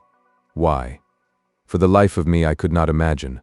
Those waterless wells too, those flickering pillars. I felt I lacked a clue. I felt, how shall I put it? Suppose you found an inscription, with sentences here and there in excellent plain English, and interpolated therewith, others made up of words, of letters even, absolutely unknown to you. Well, on the third day of my visit, that was how the world of 800 and 2701 presented itself to me. That day too, I made a friend of a sort. It happened that, as I was watching some of the little people bathing in a shallow, one of them was seized with cramp and began drifting downstream. The main current ran rather swiftly, but not too strongly for even a moderate swimmer. It will give you an idea, therefore, of the strange deficiency in these creatures, when I tell you that none made the slightest attempt to rescue the weakly crying little thing which was drowning before their eyes. When I realized this, I hurriedly slipped off my clothes and, wading in at a point lower down, I caught the poor mite and drew her safe to land. A little rubbing of the limbs soon brought her round, and I had the satisfaction of seeing she was all right before I left her. I had got to such a low estimate of her kind that I did not expect any gratitude from her. In that, however, I was wrong. This happened in the morning. In the afternoon I met my little woman, as I believe it was, as I was returning towards my center from an exploration, and she received me with cries of delight and presented me with a big garland of flowers, evidently made for me and me alone. The thing took my imagination. Very possibly I had been feeling desolate. At any rate, I did my best to display my appreciation of the gift. We were soon seated together in a little stone arbor, engaged in conversation, chiefly of smiles. The creature's friendliness affected me exactly as a child's might have done. We passed each other flowers and she kissed my hands. I did the same to hers. Then I tried talk, and found that her name was Weena, which, though I don't know what it meant, somehow seemed appropriate enough. That was the beginning of a queer friendship which lasted a week, and ended, as I will tell you. She was exactly like a child. She wanted to be with me always. She tried to follow me everywhere, and on my next journey out and about it went to my heart to tire her down, and leave her at last, exhausted and calling after me rather plaintively. But the problems of the world had to be mastered. I had not, I said to myself, come into the future to carry on a miniature flirtation. Yet her distress when I left her was very great. Her expostulations at the parting were sometimes frantic, and I think altogether I had as much trouble as comfort from her devotion. Nevertheless, she was, somehow, a very great comfort. I thought it was mere childish affection that made her cling to me. Until it was too late, I did not clearly know what I had inflicted upon her when I left her. Nor until it was too late did I clearly understand what she was to me. For, by merely seeming fond of me, and showing in her weak, futile way that she cared for me, the little doll of a creature presently gave my return to the neighborhood of the white Sphinx almost the feeling of coming home, and I would watch for her tiny figure of white and gold so soon as I came over the hill. It was from her, too, that I learnt that fear had not yet left the world. She was fearless enough in the daylight, and she had the oddest confidence in me. For once, in a foolish moment, I made threatening grimaces at her, and she simply laughed at them. But she dreaded the dark, dreaded shadows, dreaded black things. Darkness to her was the one thing dreadful. It was a singularly passionate emotion, and it set me thinking and observing. I discovered then, among other things, that these little people gathered into the great houses after dark, and slept in droves. To enter upon them without a light was to put them into a tumult of apprehension. I never found one out of doors, or one sleeping alone within doors after dark. Yet I was still such a blockhead that I missed the lesson of that fear, and in spite of Weena's distress, I insisted upon sleeping away from these slumbering multitudes. It troubled her greatly, but in the end her odd affection for me triumphed, and for 5 of the nights of our acquaintance, including the last night of all, she slept with her head pillowed on my arm. But my story slips away from me as I speak of her. It must have been the night before her rescue that I was awakened about dawn. I had been restless, dreaming most disagreeably that I was drowned, and that sea anemones were feeling over my face with their soft palps. I woke with a start, and with an odd fancy that some grayish animal had just rushed out of the chamber. I tried to get to sleep again, but I felt restless and uncomfortable. It was that dim gray hour when things are just creeping out of darkness, when everything is colorless and clear-cut and yet unreal. I got up and went down into the great hall, and so out upon the flagstones in front of the palace. I thought I would make a virtue of necessity and see the sunrise. The moon was setting, and the dying moonlight and the first pallor of dawn were mingled in a ghastly half-light. The bushes were inky black, the ground a somber gray, the sky colorless and cheerless. And up the hill I thought I could see ghosts. Several times as I scanned the slope, I saw white figures. Twice I fancied I saw a solitary white, ape-like creature running rather quickly up the hill, and once near the ruins I saw a leash of them carrying some dark body. They moved hastily. I did not see what became of them. It seemed that they vanished among the bushes.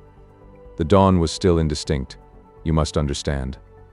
I was feeling that chill, uncertain, early morning feeling you may have known. I doubted my eyes. As the eastern sky grew brighter and the light of the day came on and its vivid coloring returned upon the world once more, I scanned the view keenly. But I saw no vestige of my white figures. They were mere creatures of the half-light. They must have been ghosts, I said. I wonder whence they dated. For a queer notion of Grant Allen's came into my head and amused me. If each generation die and leave ghosts, he argued, the world at last will get overcrowded with them. On that theory they would have grown innumerable some 800,000 years hence, and it was no great wonder to see 4 at once. But the jest was unsatisfying, and I was thinking of these figures all the morning, until Weena's rescue drove them out of my head. I associated them in some indefinite way with the white animal I had startled in my first passionate search for the time machine. But Weena was a pleasant substitute, yet all the same they were soon destined to take far deadlier possession of my mind. I think I have said how much hotter than our own was the weather of this golden age. I cannot account for it. It may be that the sun was hotter, or the earth nearer the sun. It is usual to assume that the sun will go on cooling steadily in the future. But people, unfamiliar with such speculations as those of the younger Darwin, forget that the planets must ultimately fall back one by one into the parent body. As these catastrophes occur, the sun will blaze with renewed energy, and it may be that some inner planet had suffered this fate. Whatever the reason, the fact remains that the sun was very much hotter than we know it. Well, one very hot morning, my 4th, I think, as I was seeking shelter from the heat and glare in a colossal ruin near the great house where I slept and fed, there happened this strange thing. Clambering among these heaps of masonry, I found a narrow gallery, whose end and side windows were blocked by fallen masses of stone. By contrast with the brilliancy outside, it seemed at first impenetrably dark to me. I entered it groping, for the change from light to blackness made spots of color swim before me. Suddenly I halted spellbound. A pair of eyes, luminous by reflection against the daylight without, was watching me out of the darkness. The old instinctive dread of wild beasts came upon me. I clenched my hands and steadfastly looked into the glaring eyeballs. I was afraid to turn. Then the thought of the absolute security in which humanity appeared to be living came to my mind. And then I remembered that strange terror of the dark. Overcoming my fear to some extent, I advanced a step and spoke. I will admit that my voice was harsh and ill-controlled. I put out my hand and touched something soft. At once the eyes darted sideways, and something white ran past me. I turned with my heart in my mouth, and saw a queer little ape-like figure, its head held down in a peculiar manner, running across the sunlit space behind me. It blundered against a block of granite, staggered aside, and in a moment was hidden in a black shadow beneath another pile of ruined masonry. My impression of it is, of course, imperfect, but I know it was a dull white, and had strange large grayish-red eyes, also that there was flaxen hair on its head and down its back. But, as I say, it went too fast for me to see distinctly. I cannot even say whether it ran on all fours, or only with its forearms held very low. After an instant's pause, I followed it into the second heap of ruins. I could not find it at first, but after a time in the profound obscurity, I came upon one of those round well-like openings of which I have told you, half closed by a fallen pillar. A sudden thought came to me. Could this thing have vanished down the shaft? I lit a match and, Looking down, I saw a small, white, moving creature, with large, bright eyes which regarded me steadfastly as it retreated. It made me shudder. It was so like a human spider. It was clambering down the wall, and now I saw for the first time a number of metal foot and hand rests forming a kind of ladder down the shaft. Then the light burned my fingers and fell out of my hand, going out as it dropped, and when I had lit another, the little monster had disappeared. I do not know how long I sat peering down that well. It was not for some time that I could succeed in persuading myself that the thing I had seen was human. But gradually the truth dawned on me that man had not remained one species but had differentiated into two distinct animals, that my graceful children of the upper world were not the sole descendants of our generation, but that this bleached, obscene, nocturnal thing, which had flashed before me, was also heir to all the ages. I thought of the flickering pillars and of my theory of an underground ventilation. I began to suspect their true import. And what, I wondered, was this lemur doing in my scheme of a perfectly balanced organization? How was it related to the indolent serenity of the beautiful overworlders? And what was hidden down there at the foot of that shaft? I sat upon the edge of the well telling myself that, at any rate, there was nothing to fear and that there I must descend for the solution of my difficulties. And withal, I was absolutely afraid to go. As I hesitated, two of the beautiful upperworld people came running in their amorous sport across the daylight in the shadow. The male pursued the female, flinging flowers at her as he ran. They seemed distressed to find me, my arm against the overturned pillar, peering down the well. Apparently, it was considered bad form to remark these apertures, for when I pointed to this one and tried to frame a question about it in their tongue, they were still more visibly distressed and turned away. But they were interested by my matches, and I struck some to amuse them. I tried them again about the well, and again I failed. So presently I left them, meaning to go back to Weena and see what I could get from her. But my mind was already in revolution. My guesses and impressions were slipping and sliding to a new adjustment. I had now a clue to the import of these wells, to the ventilating towers, to the mystery of the ghosts, to say nothing of a hint at the meaning of the bronze gates and the fate of the time machine. And very vaguely there came a suggestion towards the solution of the economic problem that had puzzled me. Here was the new view. Plainly, this second species of man was subterranean.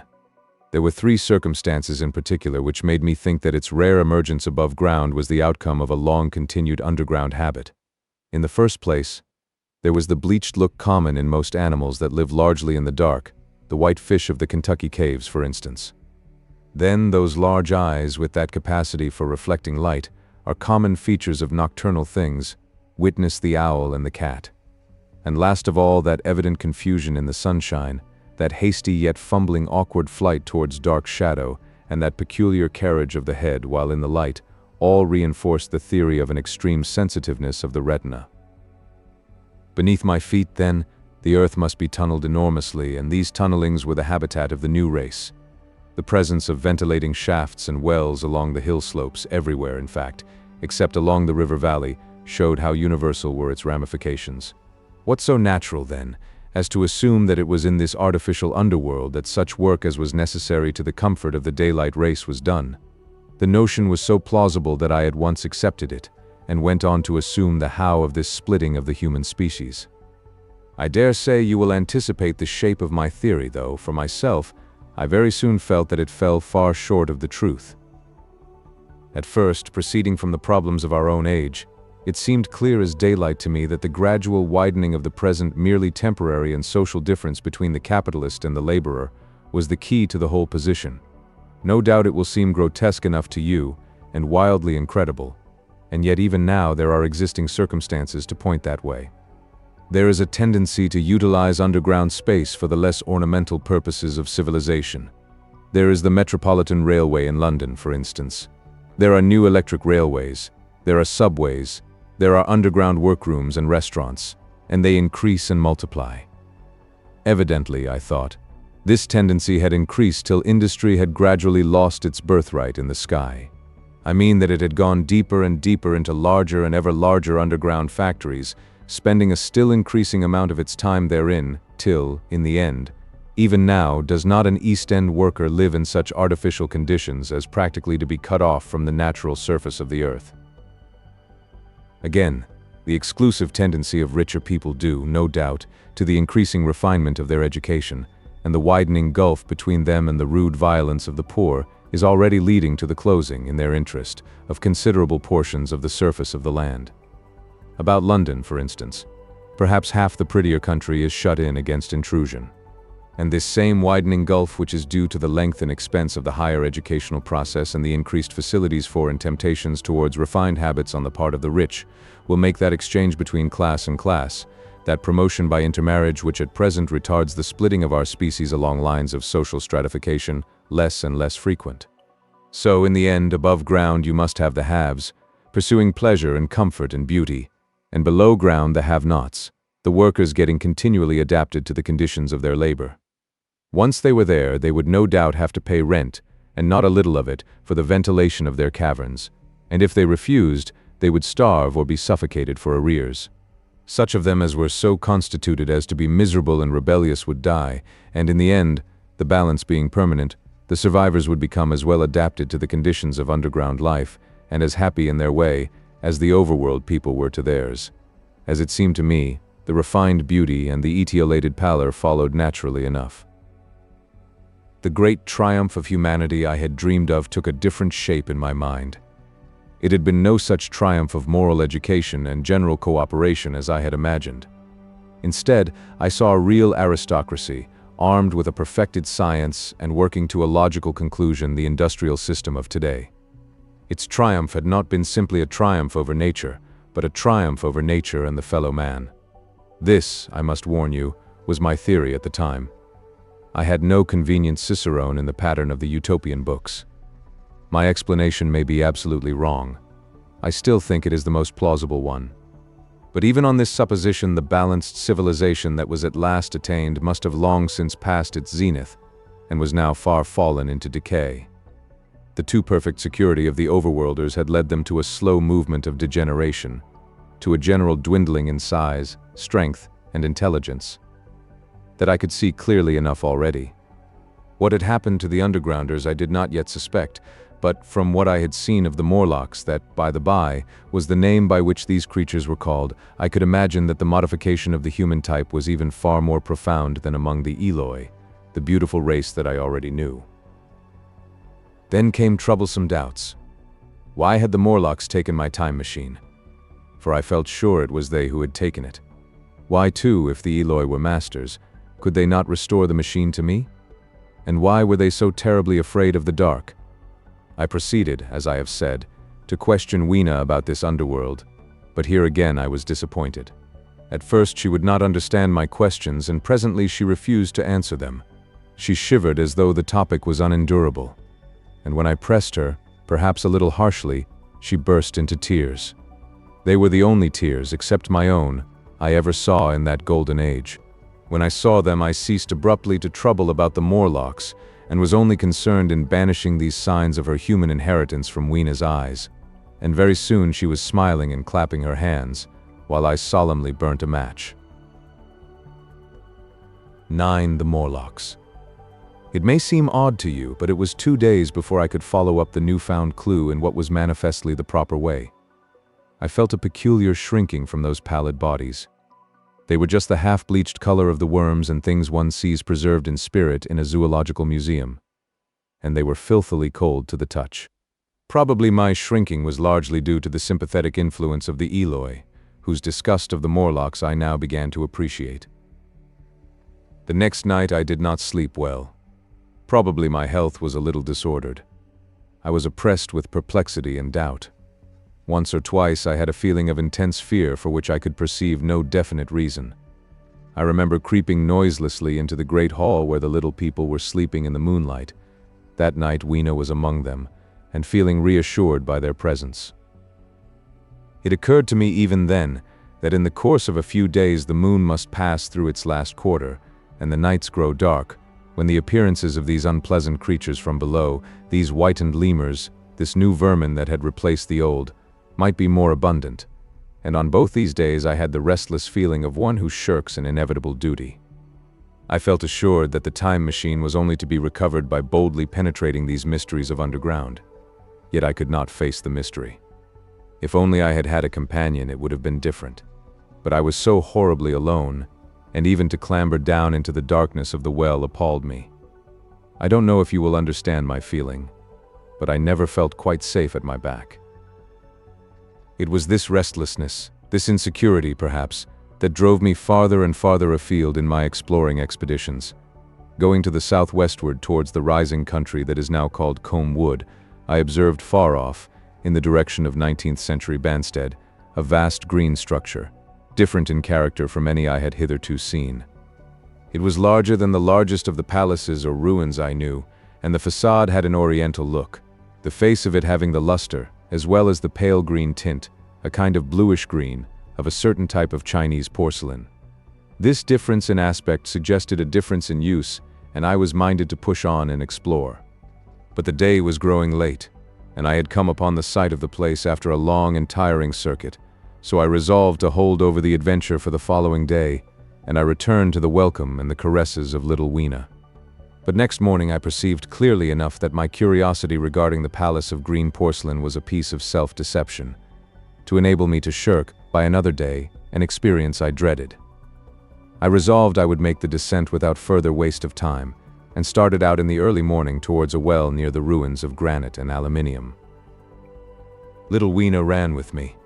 She danced beside me to the well, but when she saw me lean over the mouth and look downward, she seemed strangely disconcerted. "Goodbye, little Weena," I said, kissing her, and then putting her down, I began to feel over the parapet for the climbing hooks. Rather hastily, I may as well confess, for I feared my courage might leak away. At first she watched me in amazement. Then she gave a most piteous cry, and running to me, she began to pull at me with her little hands. I think her opposition nerved me rather to proceed. I shook her off, perhaps a little roughly, and in another moment I was in the throat of the well. I saw her agonized face over the parapet, and smiled to reassure her. Then I had to look down at the unstable hooks to which I clung.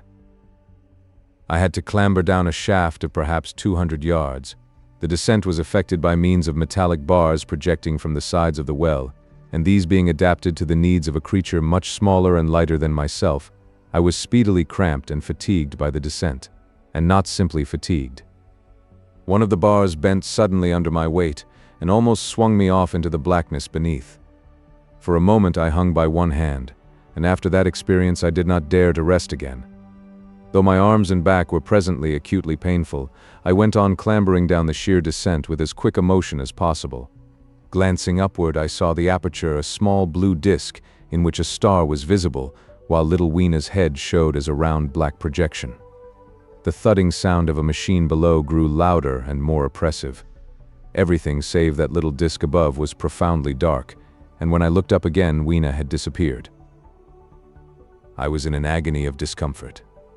I had some thought of trying to go up the shaft again and leave the underworld alone. But even while I turned this over in my mind, I continued to descend. At last, with intense relief, I saw dimly coming up, a foot to the right of me, a slender loophole in the wall. Swinging myself in, I found it was the aperture of a narrow horizontal tunnel in which I could lie down and rest. It was not too soon. My arms ached, my back was cramped, and I was trembling with the prolonged terror of a fall. Besides this, the unbroken darkness had had a distressing effect upon my eyes. The air was full of the throb and hum of machinery pumping air down the shaft. I do not know how long I lay. I was roused by a soft hand touching my face. Starting up in the darkness, I snatched at my matches and, hastily striking one, I saw 3 stooping white creatures similar to the one I had seen above ground in the ruin, hastily retreating before the light. Living, as they did, in what appeared to me impenetrable darkness, their eyes were abnormally large and sensitive, just as are the pupils of the abysmal fishes, and they reflected the light in the same way. I have no doubt they could see me in that rayless obscurity, and they did not seem to have any fear of me apart from the light. But, so soon as I struck a match in order to see them, they fled incontinently, vanishing into dark gutters and tunnels, from which their eyes glared at me in the strangest fashion. I tried to call to them, but the language they had was apparently different from that of the overworld people. so that I was needs left to my own unaided efforts, and the thought of flight before exploration was even then in my mind.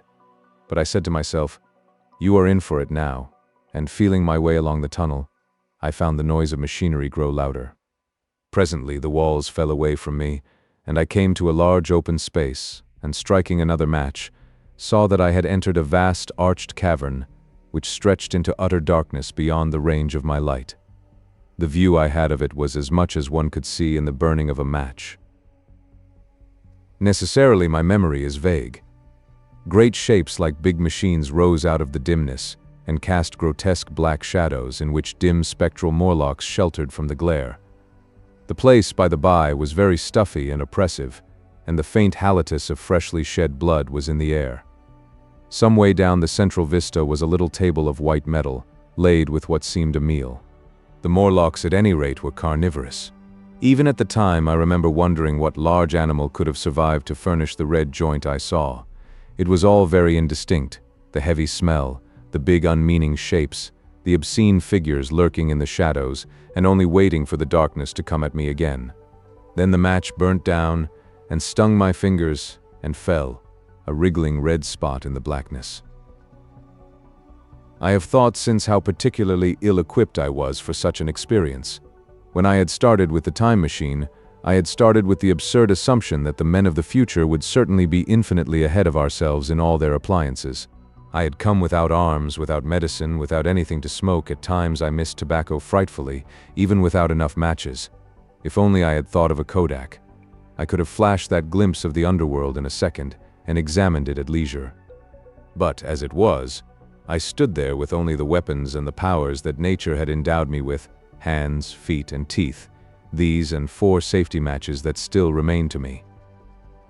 I was afraid to push my way in among all this machinery in the dark, and it was only with my last glimpse of light I discovered that my store of matches had run low. It had never occurred to me until that moment that there was any need to economize them, and I had wasted almost half the box in astonishing the overworlders, to whom fire was a novelty. Now, as I say, I had 4 left, and while I stood in the dark, a hand touched mine. Lank fingers came feeling over my face, and I was sensible of a peculiar, unpleasant odor. I fancied I heard the breathing of a crowd of those dreadful little beings about me. I felt the box of matches in my hand being gently disengaged, and other hands behind me plucking at my clothing. The sense of these unseen creatures examining me was indescribably unpleasant. The sudden realization of my ignorance of their ways of thinking and doing came home to me very vividly in the darkness. I shouted at them as loudly as I could. They started away, and then I could feel them approaching me again. They clutched at me more boldly, whispering odd sounds to each other. I shivered violently and shouted again rather discordantly. This time they were not so seriously alarmed, and they made a queer laughing noise as they came back at me. I will confess I was horribly frightened. I determined to strike another match and escape under the protection of its glare. I did so, and eking out the flicker with a scrap of paper from my pocket, I made good my retreat to the narrow tunnel. But I had scarce entered this when my light was blown out, and in the blackness I could hear the Morlocks rustling like wind among leaves and pattering like the rain as they hurried after me. In a moment I was clutched by several hands, and there was no mistaking that they were trying to haul me back. I struck another light and waved it in their dazzled faces. You can scarce imagine how nauseatingly inhuman they looked, those pale, chinless faces and great, lidless, pinkish-gray eyes, as they stared in their blindness and bewilderment. But I did not stay to look, I promise you. I retreated again, and when my second match had ended, I struck my third. It had almost burnt through when I reached the opening into the shaft. I lay down on the edge, for the throb of the great pump below made me giddy. Then I felt sideways for the projecting hooks, and, as I did so, my feet were grasped from behind, and I was violently tugged backward. I lit my last match, and it incontinently went out. But I had my hand on the climbing bars now, and, kicking violently, I disengaged myself from the clutches of the Morlocks, and was speedily clambering up the shaft, while they stayed peering and blinking up at me, all but one little wretch who followed me for some way, and well-nigh secured my boot as a trophy. That climb seemed interminable to me. With the last 20 or 30 feet of it, a deadly nausea came upon me. I had the greatest difficulty in keeping my hold. The last few yards was a frightful struggle against this faintness. Several times my head swam, and I felt all the sensations of falling. At last, however, I got over the well mouth somehow, and staggered out of the ruin into the blinding sunlight. I fell upon my face. Even the soil smelt sweet and clean. Then I remember Weena kissing my hands and ears, and the voices of others among the Eloi. Then, for a time, I was insensible. 10. When night came. Now, indeed, I seemed in a worse case than before. Hitherto, except during my night's anguish at the loss of the time machine, I had felt a sustaining hope of ultimate escape, but that hope was staggered by these new discoveries. Hitherto I had merely thought myself impeded by the childish simplicity of the little people, and by some unknown forces which I had only to understand to overcome, but there was an altogether new element in the sickening quality of the Morlocks, a something inhuman and malign. Instinctively I loathed them. Before, I had felt as a man might feel who had fallen into a pit. My concern was with the pit and how to get out of it. Now I felt like a beast in a trap, whose enemy would come upon him soon. The enemy I dreaded may surprise you. It was the darkness of the new moon. Weena had put this into my head by some at first incomprehensible remarks about the dark nights. It was not now such a very difficult problem to guess what the coming dark nights might mean. The moon was on the wane. Each night there was a longer interval of darkness. And I now understood to some slight degree at least the reason of the fear of the little upper-world people for the dark. I wondered vaguely what foul villainy it might be that the Morlocks did under the new moon. I felt pretty sure now that my second hypothesis was all wrong. The upper-world people might once have been the favored aristocracy, and the Morlocks their mechanical servants, but that had long since passed away. The two species that had resulted from the evolution of man were sliding down towards, or had already arrived at, an altogether new relationship. The Eloi, like the Carlovignan kings, had decayed to a mere beautiful futility. They still possessed the earth on sufferance, since the Morlocks, subterranean for innumerable generations, had come at last to find the daylit surface intolerable.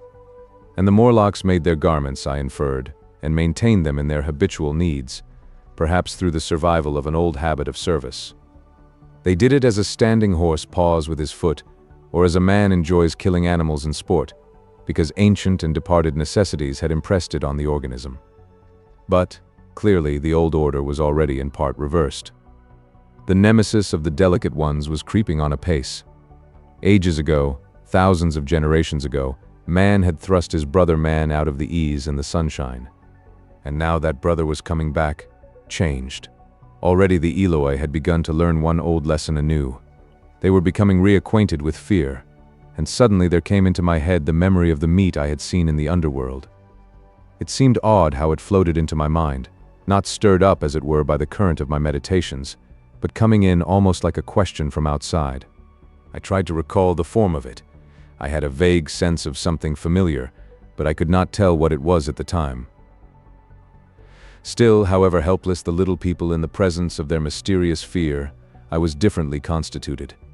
I came out of this age of ours, this ripe prime of the human race, when fear does not paralyze and mystery has lost its terrors. I at least would defend myself. Without further delay, I determined to make myself arms and a fastness where I might sleep. With that refuge as a base, I could face this strange world with some of that confidence I had lost in realizing to what creatures night by night I lay exposed. I felt I could never sleep again until my bed was secure from them. I shuddered with horror to think how they must already have examined me. I wandered during the afternoon along the valley of the Thames, but found nothing that commended itself to my mind as inaccessible. All the buildings and trees seemed easily practicable to such dexterous climbers as the Morlocks, to judge by their wells, must be. Then the tall pinnacles of the palace of green porcelain and the polished gleam of its walls came back to my memory, and in the evening, taking Weena like a child upon my shoulder, I went up the hills towards the southwest. The distance I had reckoned was 7 or 8 miles, but it must have been nearer 18. I had first seen the place on a moist afternoon when distances are deceptively diminished. In addition, the heel of one of my shoes was loose, and a nail was working through the sole. They were comfortable old shoes I wore about indoors, so that I was lame. And it was already long past sunset when I came in sight of the palace, silhouetted black against the pale yellow of the sky. Weena had been hugely delighted when I began to carry her, but after a while she desired me to let her down, and ran along by the side of me, occasionally darting off on either hand to pick flowers to stick in my pockets. My pockets had always puzzled Weena, but at the last she had concluded that they were an eccentric kind of vases for floral decoration. At least she utilized them for that purpose. And that reminds me. In changing my jacket I found. The time traveler paused, put his hand into his pocket, and silently placed 2 withered flowers, not unlike very large white mallows, upon the little table. Then he resumed his narrative. As the hush of evening crept over the world and we proceeded over the hill crest towards Wimbledon, Weena grew tired and wanted to return to the house of grey stone. But I pointed out the distant pinnacles of the palace of green porcelain to her, and contrived to make her understand that we were seeking a refuge there from her fear. You know that great pause that comes upon things before the dusk? Even the breeze stops in the trees. To me there is always an air of expectation about that evening's stillness. The sky was clear, remote, and empty save for a few horizontal bars far down in the sunset. Well, that night the expectation took the color of my fears. In that darkling calm my senses seemed preternaturally sharpened. I fancied I could even feel the hollowness of the ground beneath my feet, could, indeed, almost see through it the Morlocks on their ant-hill going hither and thither and waiting for the dark. In my excitement I fancied that they would receive my invasion of their burrows as a declaration of war.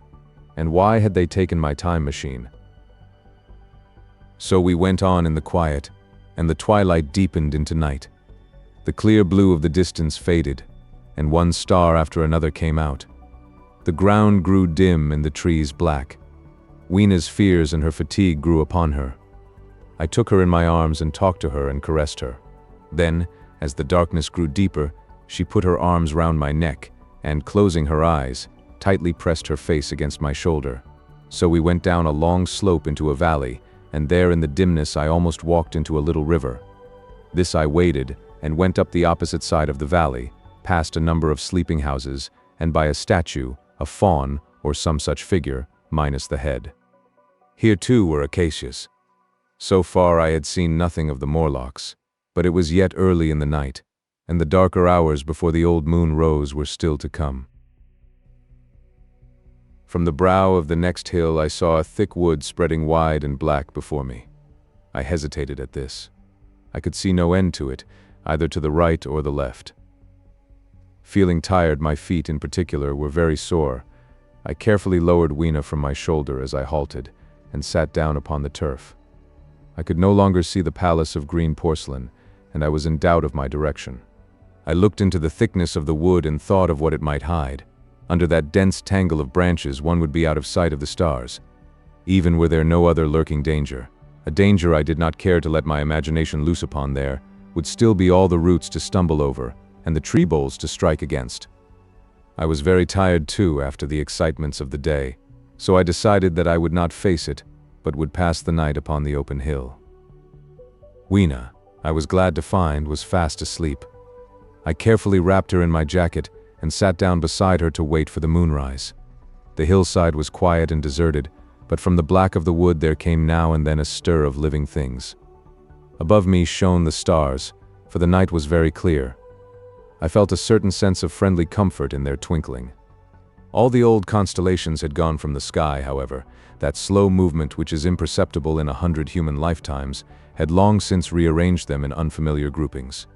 But the Milky Way, it seemed to me, was still the same tattered streamer of stardust as of yore. Southward, as I judged it, was a very bright red star that was new to me. It was even more splendid than our own green Sirius. And amid all these scintillating points of light, one bright planet shone kindly and steadily like the face of an old friend. Looking at these stars suddenly dwarfed my own troubles and all the gravities of terrestrial life. I thought of their unfathomable distance, and the slow, inevitable drift of their movements out of the unknown past into the unknown future. I thought of the great precessional cycle that the pole of the Earth describes. Only 40 times had that silent revolution occurred during all the years that I had traversed. And during these few revolutions all the activity, all the traditions, The complex organizations, the nations, languages, literatures, aspirations, even the mere memory of man as I knew him, had been swept out of existence. Instead were these frail creatures who had forgotten their high ancestry and the white things of which I went in terror. Then I thought of the great fear that was between the two species, and for the first time, with a sudden shiver, came the clear knowledge of what the meat I had seen might be. Yet it was too horrible. I looked at little Weena sleeping beside me, her face white and star-like under the stars, and forthwith dismissed the thought. Through that long night I held my mind off the Morlocks as well as I could, and whiled away the time by trying to fancy I could find signs of the old constellations in the new confusion. The sky kept very clear, except for a hazy cloud or so. No doubt I dozed at times. Then, as my vigil wore on, came a faintness in the eastward sky, like the reflection of some colorless fire, and the old moon rose, thin and peaked and white. And close behind, and overtaking it, and overflowing it, the dawn came, pale at first, and then growing pink and warm. No Morlocks had approached us. Indeed, I had seen none upon the hill that night. And in the confidence of renewed day it almost seemed to me that my fear had been unreasonable. I stood up and found my foot with the loose heel swollen at the ankle and painful under the heel. So I sat down again, took off my shoes and flung them away. I awakened Weena, and we went down into the wood, now green and pleasant instead of black and forbidding. We found some fruit wherewith to break our fast. We soon met others of the dainty ones, laughing and dancing in the sunlight as though there was no such thing in nature as the night. And then I thought once more of the meat that I had seen. I felt assured now of what it was, and from the bottom of my heart I pitied this last feeble rill from the great flood of humanity. Clearly, at some time in the long ago of human decay, the Morlocks' food had run short. Possibly they had lived on rats and such like vermin. Even now man is far less discriminating and exclusive in his food than he was, far less than any monkey. His prejudice against human flesh is no deep-seated instinct, and so these inhuman sons of men. I tried to look at the thing in a scientific spirit. After all, they were less human and more remote than our cannibal ancestors of 3,000 or 4,000 years ago, and the intelligence that would have made this state of things a torment had gone. Why should I trouble myself? These Eloi were mere fatted cattle, which the ant-like Morlocks preserved and preyed upon, probably saw to the breeding of. And there was Weena dancing at my side. Then I tried to preserve myself from the horror that was coming upon me, by regarding it as a rigorous punishment of human selfishness. Man had been content to live in ease and delight upon the labors of his fellow man, had taken necessity as his watchword and excuse, and in the fullness of time necessity had come home to him. I even tried a Carlyle-like scorn of this wretched aristocracy in decay. But this attitude of mind was impossible. However great their intellectual degradation, the Eloi had kept too much of the human form not to claim my sympathy, and to make me perforce a sharer in their degradation and their fear. I had at that time very vague ideas as to the course I should pursue.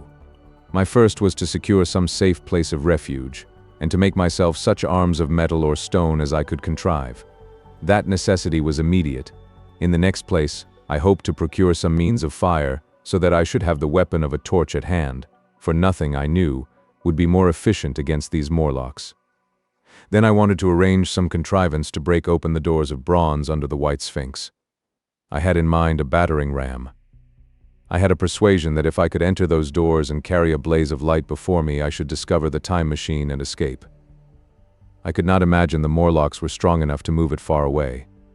Weena, I had resolved to bring with me to our own time, and turning such schemes over in my mind, I pursued our way towards the building which my fancy had chosen as our dwelling. 11. The Palace of Green Porcelain. I found the Palace of Green Porcelain, when we approached it about noon, deserted and falling into ruin. Only ragged vestiges of glass remained in its windows, and great sheets of the green facing had fallen away from the corroded metallic framework. It lay very high upon a turfy down, and looking northeastward before I entered it, I was surprised to see a large estuary, or even creek, where I judged Wandsworth and Battersea must once have been. I thought then, though I never followed up the thought of what might have happened, or might be happening to the living things in the sea. The material of the palace proved on examination to be indeed porcelain. and along the face of it I saw an inscription in some unknown character. I thought, rather foolishly, that Weena might help me to interpret this, but I only learnt that the bare idea of writing had never entered her head. She always seemed to me, I fancy, more human than she was, perhaps because her affection was so human. Within the big valves of the door, which were open and broken, we found, instead of the customary hall, a long gallery lit by many side windows. At the first glance I was reminded of a museum. The tiled floor was thick with dust, and a remarkable array of miscellaneous objects was shrouded in the same gray covering.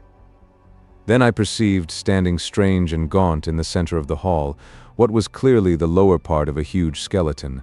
I recognized by the oblique feet that it was some extinct creature after the fashion of the megatherium. The skull and the upper bones lay beside it in the thick dust, and in one place, where rainwater had dropped through a leak in the roof, the thing itself had been worn away. Further in the gallery was the huge skeleton barrel of a brontosaurus. My museum hypothesis was confirmed. Going towards the side, I found what appeared to be sloping shelves, and clearing away the thick dust, I found the old familiar glass cases of our own time. But they must have been airtight, to judge from the fair preservation of some of their contents. Clearly we stood among the ruins of some latter-day South Kensington. Here, apparently, was the paleontological section, and a very splendid array of fossils it must have been, though the inevitable process of decay that had been staved off for a time, and had, through the extinction of bacteria and fungi, lost 99/100ths of its force, was nevertheless, with extreme sureness if with extreme slowness, at work again upon all its treasures. Here and there I found traces of the little people in the shape of rare fossils broken to pieces or threaded in strings upon reeds. And the cases had in some instances been bodily removed, by the Morlocks, as I judged. The place was very silent. The thick dust deadened our footsteps. Weena, who had been rolling a sea urchin down the sloping glass of a case, presently came, as I stared about me, and very quietly took my hand and stood beside me. And at first I was so much surprised by this ancient monument of an intellectual age that I gave no thought to the possibilities it presented. Even my preoccupation about the time machine receded a little from my mind. To judge from the size of the place, this palace of green porcelain had a great deal more in it than a gallery of paleontology, possibly historical galleries. It might be even a library. To me, at least in my present circumstances, these would be vastly more interesting than this spectacle of old-time geology and decay. Exploring, I found another short gallery running transversely to the first. This appeared to be devoted to minerals, and the sight of a block of sulfur set my mind running on gunpowder. But I could find no saltpeter, indeed, no nitrates of any kind. Doubtless they had deliquesced ages ago. Yet the sulfur hung in my mind and set up a train of thinking. As for the rest of the contents of that gallery, though on the whole they were the best preserved of all I saw, I had little interest. I am no specialist in mineralogy, and I went on down a very ruinous aisle running parallel to the first hall I had entered. Apparently this section had been devoted to natural history, but everything had long since passed out of recognition. A few shriveled and blackened vestiges of what had once been stuffed animals, desiccated mummies in jars that had once held spirit, a brown dust of departed plants. That was all. I was sorry for that, because I should have been glad to trace the patient readjustments by which the conquest of animated nature had been attained. Then we came to a gallery of simply colossal proportions, but singularly ill-lit, the floor of it running downward at a slight angle from the end at which I entered. At intervals, white globes hung from the ceiling, many of them cracked and smashed, which suggested that originally the place had been artificially lit. Here I was more in my element, for rising on either side of me were the huge bulks of big machines, all greatly corroded and many broken down, but some still fairly complete. You know I have a certain weakness for mechanism, and I was inclined to linger among these, the more so as for the most part they had the interest of puzzles, and I could make only the vaguest guesses at what they were for. I fancied that if I could solve their puzzles I should find myself in possession of powers that might be of use against the Morlocks. Suddenly Weena came very close to my side, so suddenly that she startled me. Had it not been for her, I do not think I should have noticed that the floor of the gallery sloped at all. The end I had come in at was quite above ground, and was lit by rare slit-like windows. As you went down the length, The ground came up against these windows until at last there was a pit like the area of a London house before each, and only a narrow line of daylight at the top. I went slowly along, puzzling about the machines, and had been too intent upon them to notice the gradual diminution of the light until Weena's increasing apprehensions drew my attention. Then I saw that the gallery ran down at last into a thick darkness. I hesitated, and then, as I looked round me, I saw that the dust was less abundant and its surface less even. Further away towards the dimness, it appeared to be broken by a number of small, narrow footprints. My sense of the immediate presence of the Morlocks revived at that. I felt that I was wasting my time in the academic examination of machinery. I called to mind that it was already far advanced in the afternoon, and that I had still no weapon, no refuge, and no means of making a fire. And then down in the remote blackness of the gallery I heard a peculiar pattering, and the same odd noises I had heard down the well. I took Weena's hand. Then, struck with a sudden idea, I left her and turned to a machine from which projected a lever not unlike those in a signal box. Clambering upon the stand, and grasping this lever in my hands, I put all my weight upon it sideways. Suddenly Weena, deserted in the central aisle, began to whimper. I had judged the strength of the lever pretty correctly, for it snapped after a minute's strain, and I rejoined her with a mace in my hand more than sufficient, I judged, for any Morlock skull I might encounter. And I longed very much to kill a Morlock or so, very inhuman, you may think, to want to go killing one's own descendants. But it was impossible, somehow, to feel any humanity in the things. Only my disinclination to leave Weena, and a persuasion that if I began to slake my thirst for murder my time machine might suffer, restrained me from going straight down the gallery and killing the brutes I heard. Well, mace in one hand and Weena in the other, I went out of that gallery and into another and still larger one, which at the first glance reminded me of a military chapel hung with tattered flags. The brown and charred rags that hung from the sides of it I presently recognized as the decaying vestiges of books. They had long since dropped to pieces, and every semblance of print had left them. But here and there were warped boards and cracked metallic clasps that told the tale well enough. Had I been a literary man I might, perhaps, have moralized upon the futility of all ambition. But as it was, the thing that struck me with keenest force was the enormous waste of labor to which this somber wilderness of rotting paper testified. At the time I will confess that I thought chiefly of the philosophical transactions and my own 17 papers upon physical optics. Then, going up a broad staircase, we came to what may once have been a gallery of technical chemistry, and here I had not a little hope of useful discoveries. Except at one end where the roof had collapsed, this gallery was well preserved. I went eagerly to every unbroken case, and at last, in one of the really airtight cases, I found a box of matches. Very eagerly I tried them. They were perfectly good. They were not even damp. I turned to Weena. "Dance," I cried to her in her own tongue. For now I had a weapon indeed against the horrible creatures we feared. And so in that derelict museum, upon the thick soft carpeting of dust, to Weena's huge delight, I solemnly performed a kind of composite dance, whistling the Land of the Leal as cheerfully as I could.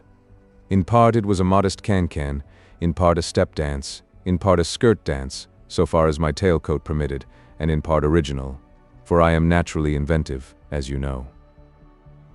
Now, I still think that for this box of matches to have escaped the wear of time for immemorial years was a most strange, as for me it was a most fortunate thing. Yet, oddly enough, I found a far unlikelier substance, and that was camphor. I found it in a sealed jar that by chance, I suppose, had been really hermetically sealed. I fancied at first that it was paraffin wax, and smashed the glass accordingly. But the odor of camphor was unmistakable. In the universal decay this volatile substance had chanced to survive, perhaps through many thousands of centuries. It reminded me of a sepia painting I had once seen done from the ink of a fossil Belmanite that must have perished and become fossilized millions of years ago. I was about to throw it away, but I remembered that it was inflammable and burnt with a good bright flame was, in fact, an excellent candle, and I put it in my pocket. I found no explosives, however, nor any means of breaking down the bronze doors. As yet my iron crowbar was the most helpful thing I had chanced upon. Nevertheless, I left that gallery greatly elated.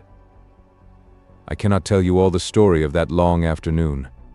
It would require a great effort of memory to recall my explorations in all the proper order. I remember a long gallery of rusting stands of arms, and how I hesitated between my crowbar and a hatchet or a sword. I could not carry both, however, and my bar of iron promised best against the bronze gates. There were numbers of guns, pistols, and rifles. The most were masses of rust, but many were of some new metal and still fairly sound. But any cartridges or powder there may once have been had rotted into dust. One corner I saw was charred and shattered, perhaps I thought by an explosion among the specimens. In another place was a vast array of idols, Polynesian, Mexican, Grecian, Phoenician, every country on earth, I should think. And here, yielding to an irresistible impulse, I wrote my name upon the nose of a steatite monster from South America that particularly took my fancy. As the evening drew on, my interest waned. I went through gallery after gallery, dusty, silent, often ruinous, the exhibits sometimes mere heaps of rust and lignite, sometimes fresher.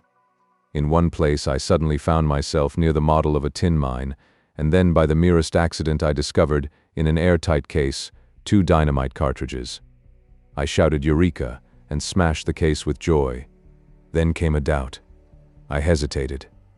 Then, selecting a little side gallery, I made my essay. I never felt such a disappointment as I did in waiting 5, 10, 15 minutes for an explosion that never came. Of course, the things were dummies, as I might have guessed from their presence. I really believe that had they not been so, I should have rushed off incontinently and blown Sphinx bronze doors and, as it proved, my chances of finding the time machine altogether into non-existence. It was after that, I think, that we came to a little open court within the palace. It was turfed and had 3 fruit trees. So we rested and refreshed ourselves.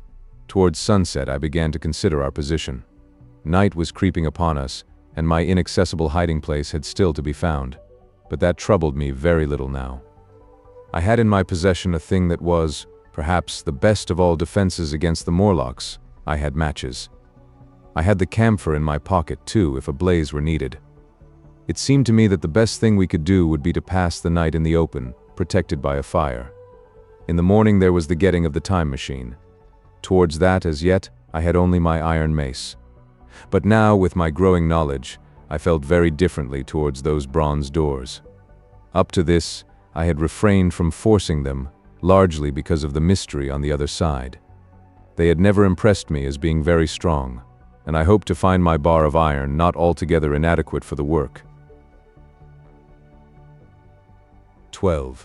In the Darkness. We emerged from the palace while the sun was still in part above the horizon. I was determined to reach the White Sphinx early the next morning, and ere the dusk I purposed pushing through the woods that had stopped me on the previous journey. My plan was to go as far as possible that night, and then, building a fire, to sleep in the protection of its glare. Accordingly, as we went along, I gathered any sticks or dried grass I saw, and presently had my arms full of such litter. Thus loaded, our progress was slower than I had anticipated, and besides Weena was tired. And I also began to suffer from sleepiness too, so that it was full night before we reached the wood. Upon the shrubby hill of its edge Weena would have stopped, fearing the darkness before us, but a singular sense of impending calamity, that should indeed have served me as a warning, drove me onward. I had been without sleep for a night and 2 days, and I was feverish and irritable. I felt sleep coming upon me, and the Morlocks with it. While we hesitated, among the black bushes behind us, and dim against their blackness, I saw 3 crouching figures. There was scrub and long grass all about us, and I did not feel safe from their insidious approach. The forest, I calculated, was rather less than a mile across. If we could get through it to the bare hillside, there, as it seemed to me, was an altogether safer resting place. I thought that with my matches and my camphor I could contrive to keep my path illuminated through the woods. Yet it was evident that if I was to flourish matches with my hands I should have to abandon my firewood. So, rather reluctantly, I put it down. And then it came into my head that I would amaze our friends behind by lighting it. I was to discover the atrocious folly of this proceeding, but it came to my mind as an ingenious move for covering our retreat. I don't know if you have ever thought what a rare thing flame must be in the absence of man and in a temperate climate, The sun's heat is rarely strong enough to burn, even when it is focused by dewdrops, as is sometimes the case in more tropical districts. Lightning may blast and blacken, but it rarely gives rise to widespread fire. Decaying vegetation may occasionally smolder with the heat of its fermentation, but this rarely results in flame. In this decadence, too, the art of fire-making had been forgotten on the earth. The red tongues that went licking up my heap of wood were an altogether new and strange thing to Weena. She wanted to run to it and play with it. I believe she would have cast herself into it had I not restrained her. But I caught her up, and in spite of her struggles, plunged boldly before me into the wood. For a little way the glare of my fire lit the path. Looking back presently, I could see, through the crowded stems, that from my heap of sticks the blaze had spread to some bushes adjacent, and a curved line of fire was creeping up the grass of the hill. I laughed at that, and turned again to the dark trees before me. It was very black, and Weena clung to me convulsively, but there was still, as my eyes grew accustomed to the darkness, sufficient light for me to avoid the stems. Overhead it was simply black, except where a gap of remote blue sky shone down upon us here and there. I lit none of my matches because I had no hand free. Upon my left arm I carried my little one. In my right hand I had my iron bar. For some way I heard nothing but the crackling twigs under my feet, the faint rustle of the breeze above, and my own breathing and the throb of the blood vessels in my ears. Then I seemed to know of a pattering behind me. I pushed on grimly. The pattering grew more distinct, and then I caught the same queer sound and voices I had heard in the underworld. There were evidently several of the Morlocks, and they were closing in upon me. Indeed, in another minute I felt a tug at my coat, then something at my arm. And Weena shivered violently, and became quite still. It was time for a match. But to get one I must put her down. I did so, and as I fumbled with my pocket, a struggle began in the darkness about my knees, perfectly silent on her part, and with the same peculiar cooing sounds from the Morlocks. Soft little hands, too, were creeping over my coat and back, touching even my neck. Then the match scratched and fizzed. I held it flaring, and saw the white backs of the Morlocks in flight amid the trees. I hastily took a lump of camphor from my pocket, and prepared to light it as soon as the match should wane. Then I looked at Weena. She was lying clutching my feet and quite motionless, with her face to the ground. With a sudden fright I stooped to her. She seemed scarcely to breathe. I lit the block of camphor and flung it to the ground, and as it split and flared up and drove back the Morlocks in the shadows, I knelt down and lifted her. The wood behind seemed full of the stir and murmur of a great company. She seemed to have fainted. I put her carefully upon my shoulder and rose to push on, and then there came a horrible realization. In maneuvering with my matches and Weena, I had turned myself about several times, and now I had not the faintest idea in what direction lay my path. For all I knew, I might be facing back towards the palace of green porcelain. I found myself in a cold sweat. I had to think rapidly what to do. I determined to build a fire and encamp where we were. I put Weena, still motionless, down upon a turfy bowl, and very hastily, as my first lump of camphor waned, I began collecting sticks and leaves. Here and there out of the darkness round me the Morlock's eyes shone like carbuncles. The camphor flickered and went out. I lit a match, and as I did so, two white forms that had been approaching Weena dashed hastily away. One was so blinded by the light that he came straight for me, and I felt his bones grind under the blow of my fist. He gave a whoop of dismay, staggered a little way, and fell down. I lit another piece of camphor, and went on gathering my bonfire. Presently I noticed how dry was some of the foliage above me, for since my arrival on the time machine, a matter of a week, no rain had fallen. So, instead of casting about among the trees for fallen twigs, I began leaping up and dragging down branches. Very soon I had a choking, smoky fire of green wood and dry sticks, and could economize my camphor. Then I turned to where Weena lay beside my iron mace. I tried what I could to revive her, but she lay like one dead. I could not even satisfy myself whether or not she breathed. Now, the smoke of the fire beat over towards me, and it must have made me heavy of a sudden. Moreover, the vapor of camphor was in the air. My fire would not need replenishing for an hour or so. I felt very weary after my exertion, and sat down. The wood, too, was full of a slumberous murmur that I did not understand. I seemed just to nod and open my eyes. But all was dark, and the Morlocks had their hands upon me. Flinging off their clinging fingers, I hastily felt in my pocket for the matchbox, and it had gone. Then they gripped and closed with me again. In a moment I knew what had happened. I had slept, and my fire had gone out, and the bitterness of death came over my soul. The forest seemed full of the smell of burning wood. I was caught by the neck, by the hair, by the arms, and pulled down. It was indescribably horrible in the darkness to feel all these soft creatures heaped upon me. I felt as if I was in a monstrous spider's web. I was overpowered and went down. I felt little teeth nipping at my neck. I rolled over, and as I did so, my hand came against my iron lever. It gave me strength. I struggled up, shaking the human rats from me, and, holding the bar short, I thrust where I judged their faces might be. I could feel the succulent giving of flesh and bone under my blows, and for a moment I was free. The strange exultation that so often seems to accompany hard fighting came upon me. I knew that both I and Weena were lost, but I determined to make the Morlocks pay for their meat. I stood with my back to a tree, swinging the iron bar before me. The whole wood was full of the stir and cries of them. A minute passed. Their voices seemed to rise to a higher pitch of excitement, and their movements grew faster. Yet none came within reach. I stood glaring at the blackness. Then suddenly came hope. What if the Morlocks were afraid? And close on the heels of that came a strange thing. The darkness seemed to grow luminous. Very dimly I began to see the Morlocks about me, 3 battered at my feet, and then I recognized with incredulous surprise that the others were running in an incessant stream, as it seemed, from behind me and away through the wood in front. And their backs seemed no longer white but reddish. As I stood agape, I saw a little red spark go drifting across a gap of starlight between the branches and vanish, and at that I understood the smell of burning wood, the slumberous murmur that was growing now into a gusty roar, the red glow, and the Morlock's flight. Stepping out from behind my tree and looking back, I saw, through the black pillars of the nearer trees, the flames of the burning forest. It was my first fire coming after me.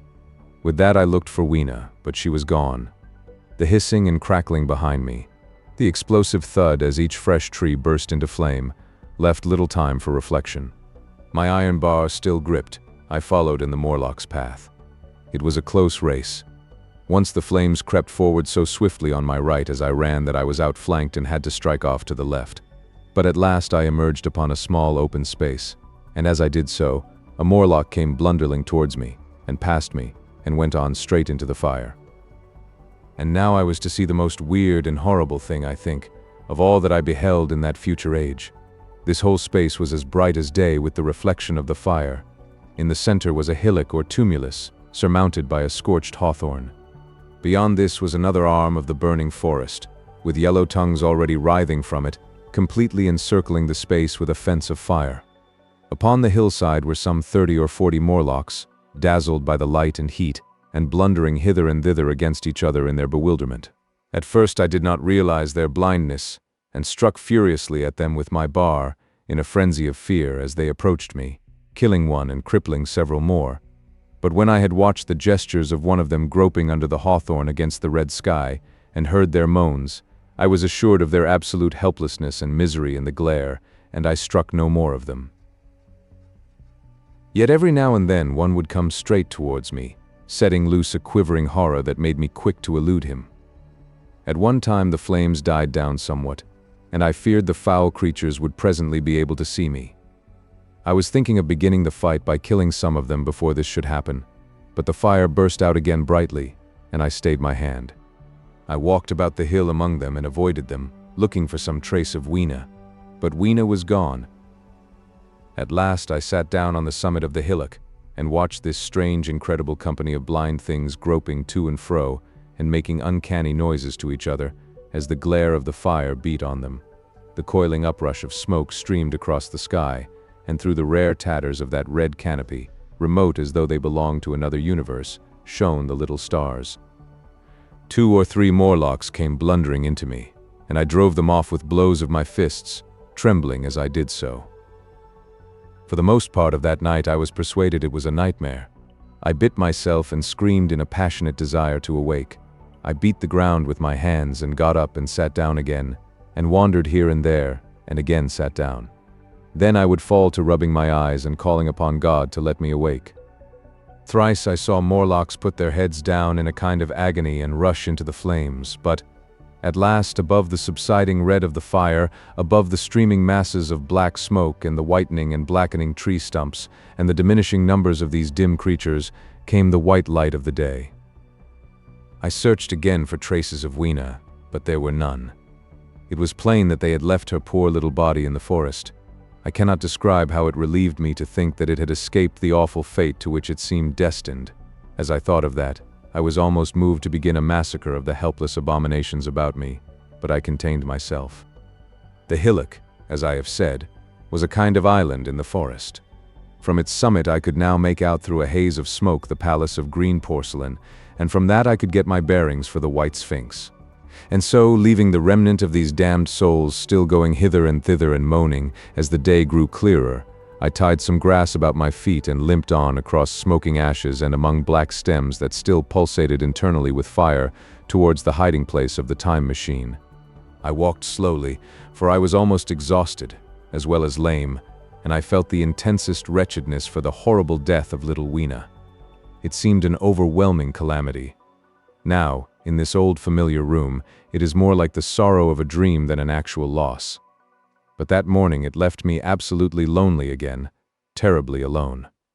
I began to think of this house of mine, of this fireside, of some of you, and with such thoughts came a longing that was pain. But as I walked over the smoking ashes under the bright morning sky, I made a discovery. In my trouser pocket were still some loose matches. The box must have leaked before it was lost. 13. The Trap of the White Sphinx. About 8 or 9 in the morning I came to the same seat of yellow metal from which I had viewed the world upon the evening of my arrival. I thought of my hasty conclusions upon that evening and could not refrain from laughing bitterly at my confidence. Here was the same beautiful scene, the same abundant foliage, the same splendid palaces and magnificent ruins, the same silver river running between its fertile banks. The gay robes of the beautiful people moved hither and thither among the trees. Some were bathing in exactly the place where I had saved Weena, and that suddenly gave me a keen stab of pain. And like blots upon the landscape rose the cupolas above the ways to the underworld. I understood now what all the beauty of the overworld people covered. Very pleasant was their day, as pleasant as the day of the cattle in the field. Like the cattle, they knew of no enemies and provided against no needs, and their end was the same. I grieved to think how brief the dream of the human intellect had been. It had committed suicide. It had set itself steadfastly towards comfort and ease, a balanced society with security and permanency as its watchword. It had attained its hopes to come to this at last. Once, life and property must have reached almost absolute safety. The rich had been assured of his wealth and comfort, the toiler assured of his life and work. No doubt in that perfect world there had been no unemployed problem, no social question left unsolved, and a great quiet had followed. It is a law of nature we overlook, that intellectual versatility is the compensation for change, danger, and trouble. An animal perfectly in harmony with its environment is a perfect mechanism. Nature never appeals to intelligence until habit and instinct are useless. There is no intelligence where there is no change and no need of change. Only those animals partake of intelligence that have to meet a huge variety of needs and dangers. So, as I see it, the upper-world man had drifted towards his feeble prettiness, and the underworld to mere mechanical industry. But that perfect state had lacked one thing even for mechanical perfection: absolute permanency. Apparently, as time went on, the feeding of an underworld, however it was effected, had become disjointed. Mother Necessity, who had been staved off for a few thousand years, came back again, and she began below. The underworld being in contact with machinery, which, however perfect, still needs some little thought outside habit, had probably retained perforce rather more initiative, if less of every other human character than the upper. And when other meat failed them, they turned to what old habit had hitherto forbidden. So I say I saw it in my last view of the world of 800 and 2701. It may be as wrong an explanation as mortal wit could invent. It is how the thing shaped itself to me, and as that I give it to you. After the fatigues, excitements, and terrors of the past days, and in spite of my grief, this seat and the tranquil view and the warm sunlight were very pleasant. I was very tired and sleepy, and soon my theorizing passed into dozing. Catching myself at that, I took my own hint, and spreading myself out upon the turf, I had a long and refreshing sleep. I awoke a little before sunsetting. I now felt safe against being caught napping by the Morlocks, and, stretching myself, I came on down the hill towards the White Sphinx. I had my crowbar in one hand, and the other hand played with the matches in my pocket. And now came a most unexpected thing. As I approached the pedestal of the Sphinx, I found the bronze valves were open. They had slid down into grooves. At that, I stopped short before them, hesitating to enter. Within was a small apartment, and on a raised place in the corner of this was the time machine. I had the small levers in my pocket. So here, after all my elaborate preparations for the siege of the White Sphinx, was a meek surrender. I threw my iron bar away, almost sorry not to use it. A sudden thought came into my head as I stooped towards the portal. For once, at least, I grasped the mental operations of the Morlocks. Suppressing a strong inclination to laugh, I stepped through the bronze frame and up to the time machine. I was surprised to find it had been carefully oiled and cleaned. I have suspected since that the Morlocks had even partially taken it to pieces while trying in their dim way to grasp its purpose. Now, as I stood and examined it, finding a pleasure in the mere touch of the contrivance, the thing I had expected happened. The bronze panels suddenly slid up and struck the frame with a clang. I was in the dark, trapped. So the Morlocks thought. At that I chuckled gleefully. I could already hear their murmuring laughter as they came towards me. Very calmly I tried to strike the match. I had only to fix on the levers and depart then like a ghost. But I had overlooked one little thing. The matches were of that abominable kind that light only on the box. You may imagine how all my calm vanished. The little brutes were close upon me. One touched me. I made a sweeping blow in the dark at them with the levers and began to scramble into the saddle of the machine.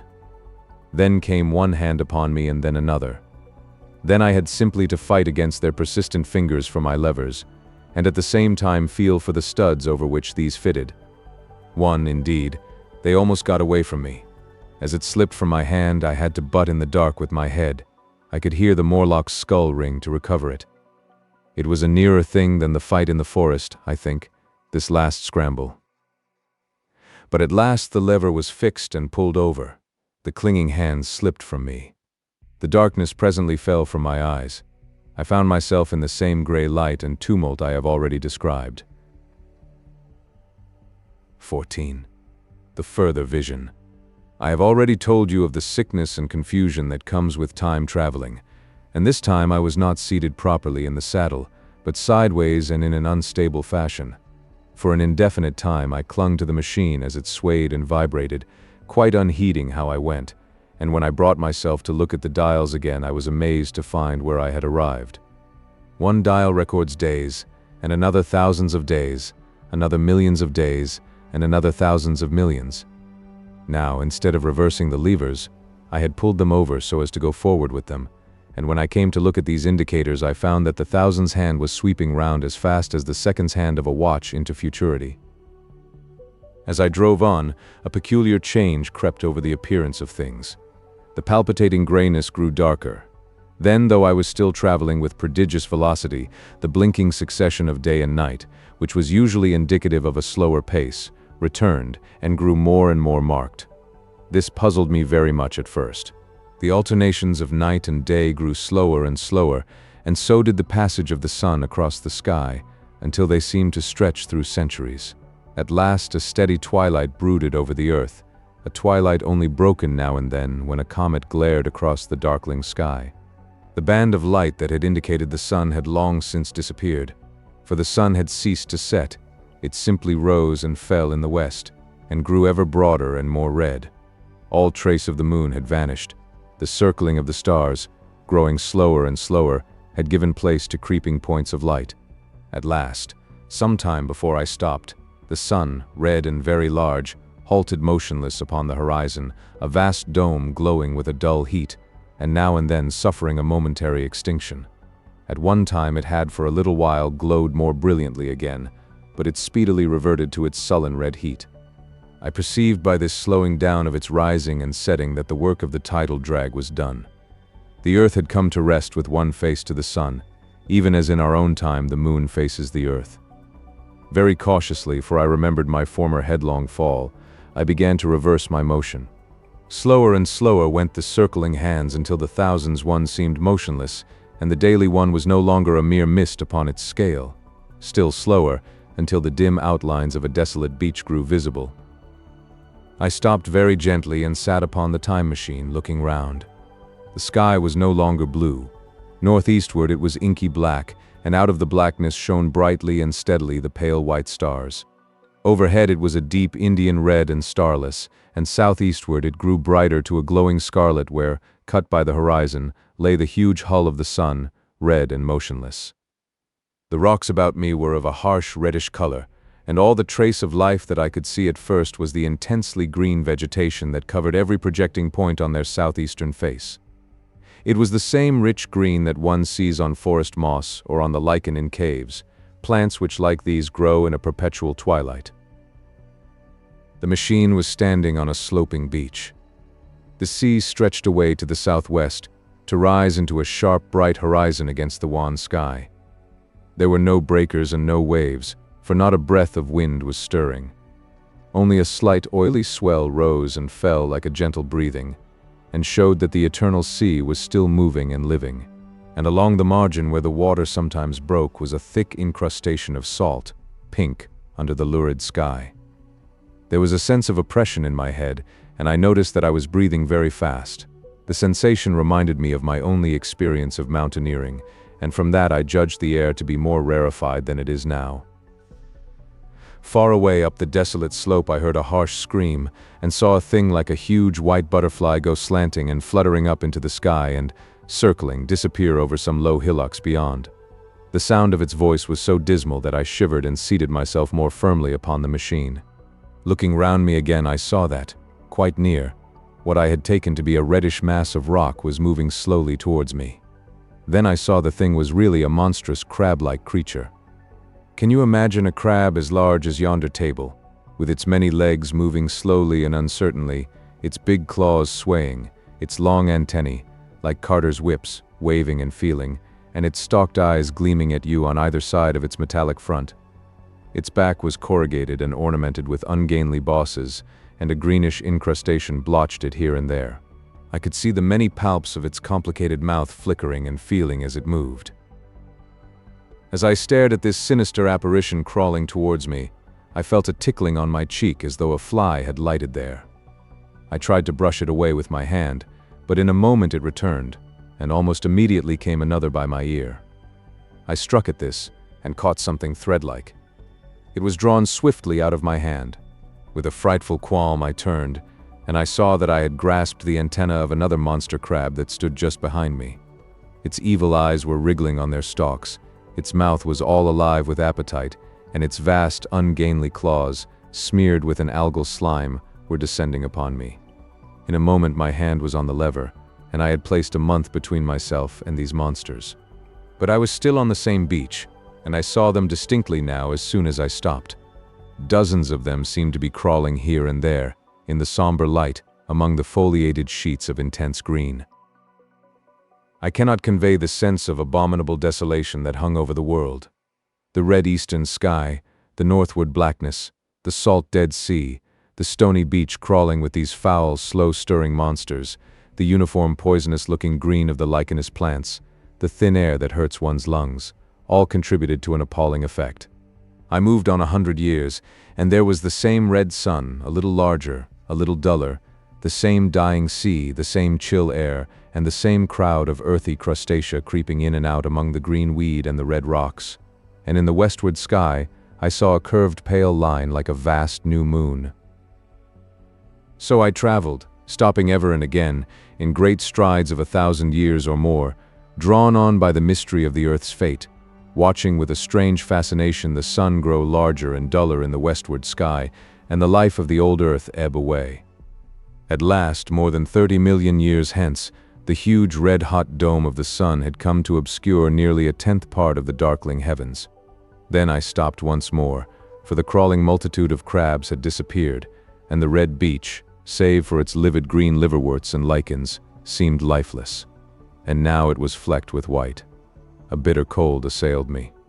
Rare white flakes ever and again came eddying down. To the northeastward, the glare of snow lay under the starlight of the sable sky, and I could see an undulating crest of hillocks pinkish white. There were fringes of ice along the sea margin, with drifting masses farther out, but the main expanse of that salt ocean, all bloody under the eternal sunset, was still unfrozen. I looked about me to see if any traces of animal life remained. A certain indefinable apprehension still kept me in the saddle of the machine, but I saw nothing moving in earth or sky or sea. The green slime on the rocks alone testified that life was not extinct. A shallow sandbank had appeared in the sea, and the water had receded from the beach. I fancied I saw some black object flopping about upon this bank, but it became motionless as I looked at it, and I judged that my eye had been deceived, and that the black object was merely a rock. The stars in the sky were intensely bright and seemed to me to twinkle very little. Suddenly I noticed that the circular westward outline of the sun had changed, that a concavity, a bay, had appeared in the curve. I saw this grow larger. For a minute perhaps I stared aghast at this blackness that was creeping over the day, and then I realized that an eclipse was beginning. Either the moon or the planet Mercury was passing across the sun's disk. Naturally, at first I took it to be the moon, but there is much to incline me to believe that what I really saw was the transit of an inner planet passing very near to the Earth. The darkness grew apace. A cold wind began to blow in freshening gusts from the east, and the showering white flakes in the air increased in number. From the edge of the sea came a ripple and whisper. Beyond these lifeless sounds the world was silent. Silent? It would be hard to convey the stillness of it.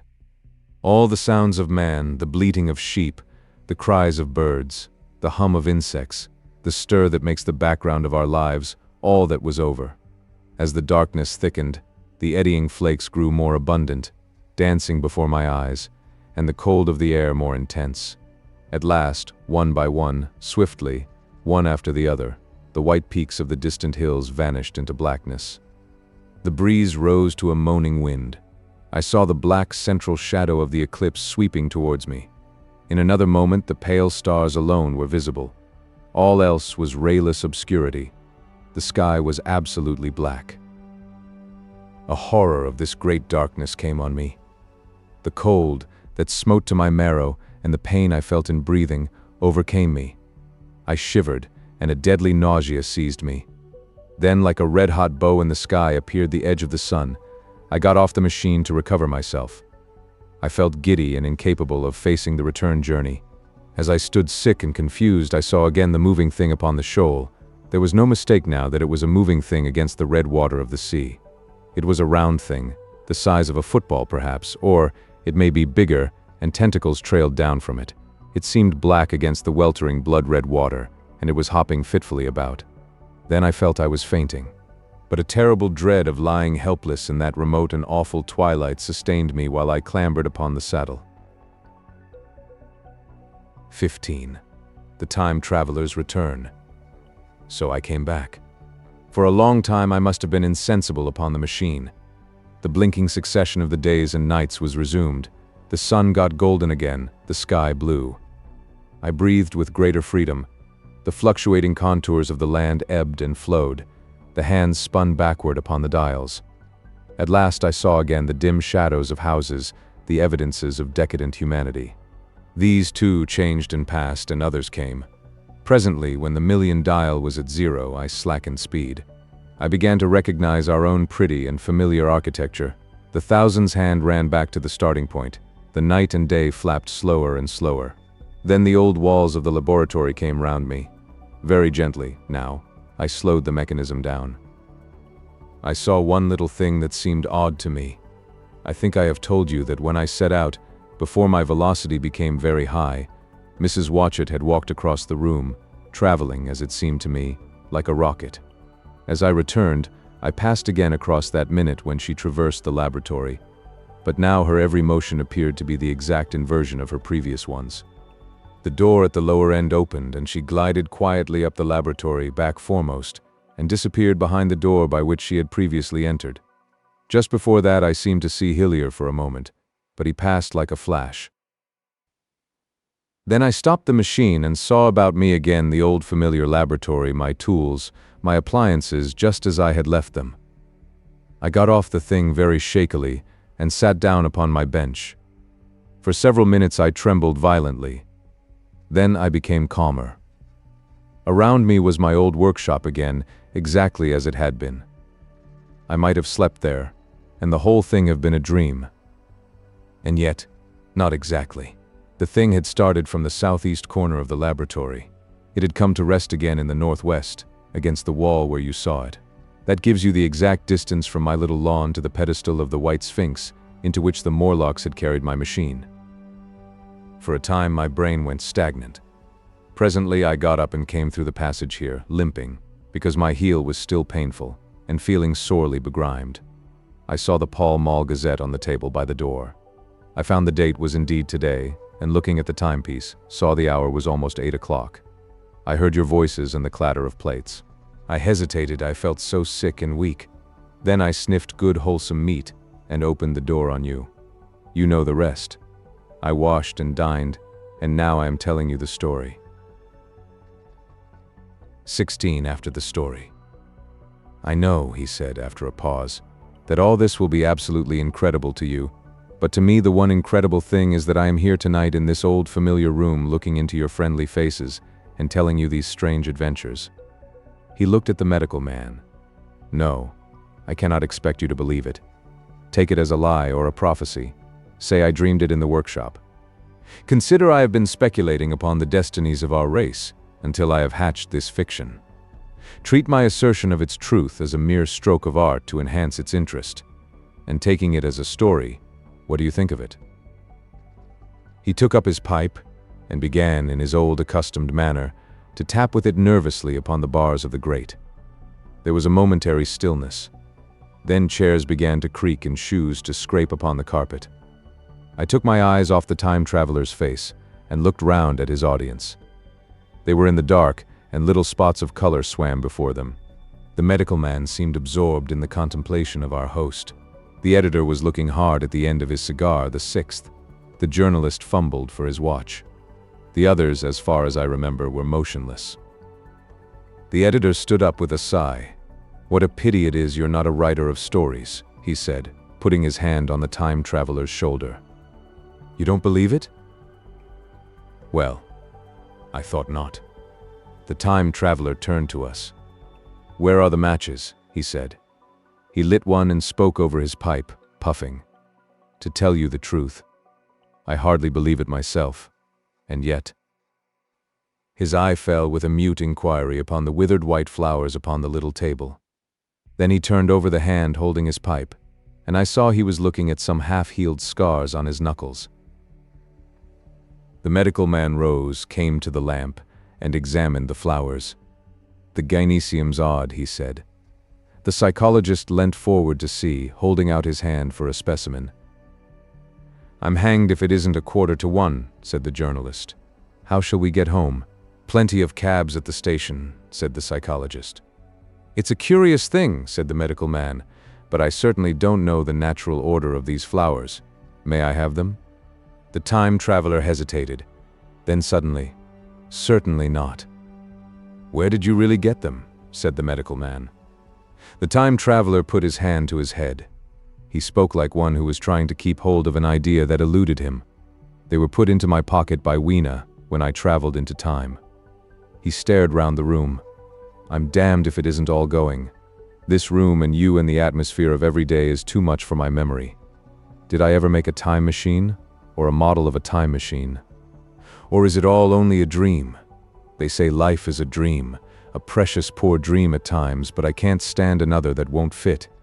It's madness. And where did the dream come from? I must look at that machine, if there is one." He caught up the lamp swiftly and carried it, flaring red, through the door into the corridor. We followed him. There in the flickering light of the lamp was the machine, sure enough, squat, ugly, and askew, a thing of brass, ebony, ivory, and translucent glimmering quartz. Solid to the touch, for I put out my hand and felt the rail of it, and with brown spots and smears upon the ivory, and bits of grass and moss upon the lower parts, and one rail bent awry. The time traveler put the lamp down on the bench and ran his hand along the damaged rail. "It's all right now," he said. "The story I told you was true. I'm sorry to have brought you out here in the cold." He took up the lamp, and, in an absolute silence, we returned to the smoking room.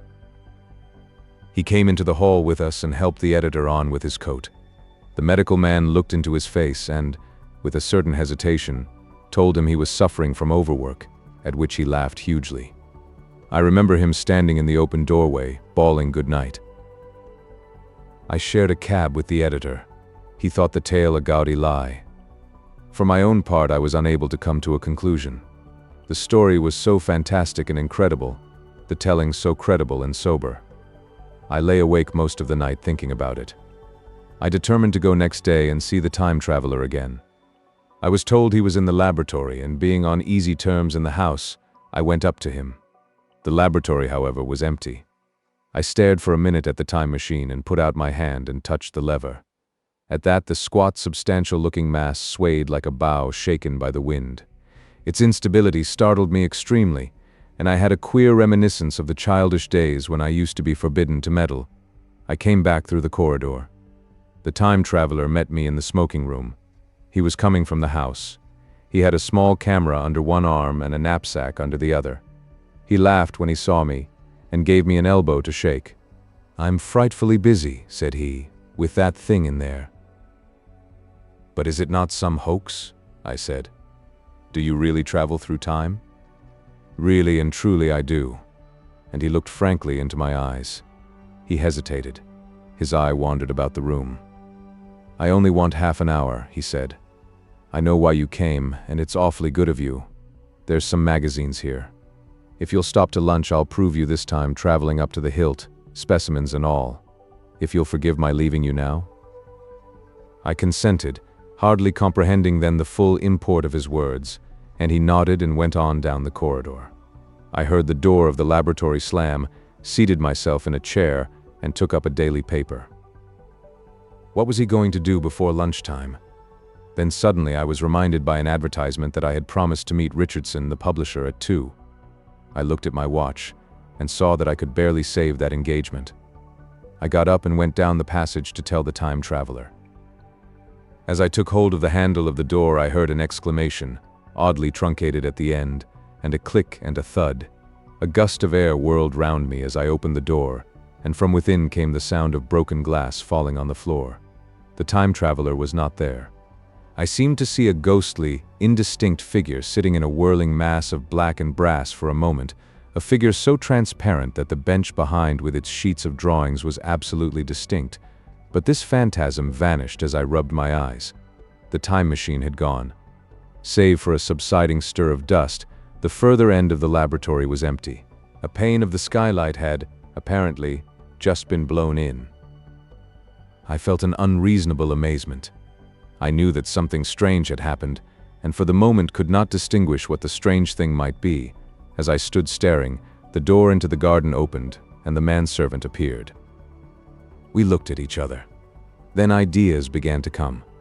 "Has Mr. gone out that way?" said I. "No, sir. No one has come out this way. I was expecting to find him here." At that I understood. At the risk of disappointing Richardson, I stayed on, waiting for the time traveler, waiting for the second, perhaps still stranger story, and the specimens and photographs he would bring with him. But I am beginning now to fear that I must wait a lifetime. The time traveler vanished 3 years ago, and as everybody knows now, he has never returned. Epilogue. One cannot choose but wonder. Will he ever return? It may be that he swept back into the past, and fell among the blood-drinking, hairy savages of the age of unpolished stone, into the abysses of the Cretaceous Sea, or among the grotesque saurians, the huge reptilian brutes of the Jurassic times. He may even now, if I may use the phrase, be wandering on some plesiosaurus-haunted oolitic coral reef, or beside the lonely saline seas of the Triassic Age. Or did he go forward into one of the nearer ages, in which men are still men, but with the riddles of our own time answered and its wearisome problems solved? Into the manhood of the race, for I, for my own part, cannot think that these latter days of weak experiment, fragmentary theory, and mutual discord are indeed man's culminating time. I say for my own part. He, I know, for the question had been discussed among us long before the time machine was made, thought but cheerlessly of the advancement of mankind, and saw in the growing pile of civilization only a foolish heaping that must inevitably fall back upon and destroy its makers in the end. If that is so, it remains for us to live as though it were not so. But to me the future is still black and blank as a vast ignorance, lit at a few casual places by the memory of his story. And I have by me, for my comfort, two strange white flowers shriveled now, and brown and flat and brittle, to witness that even when mind and strength had gone, gratitude and a mutual tenderness still lived on in the heart of man. The end.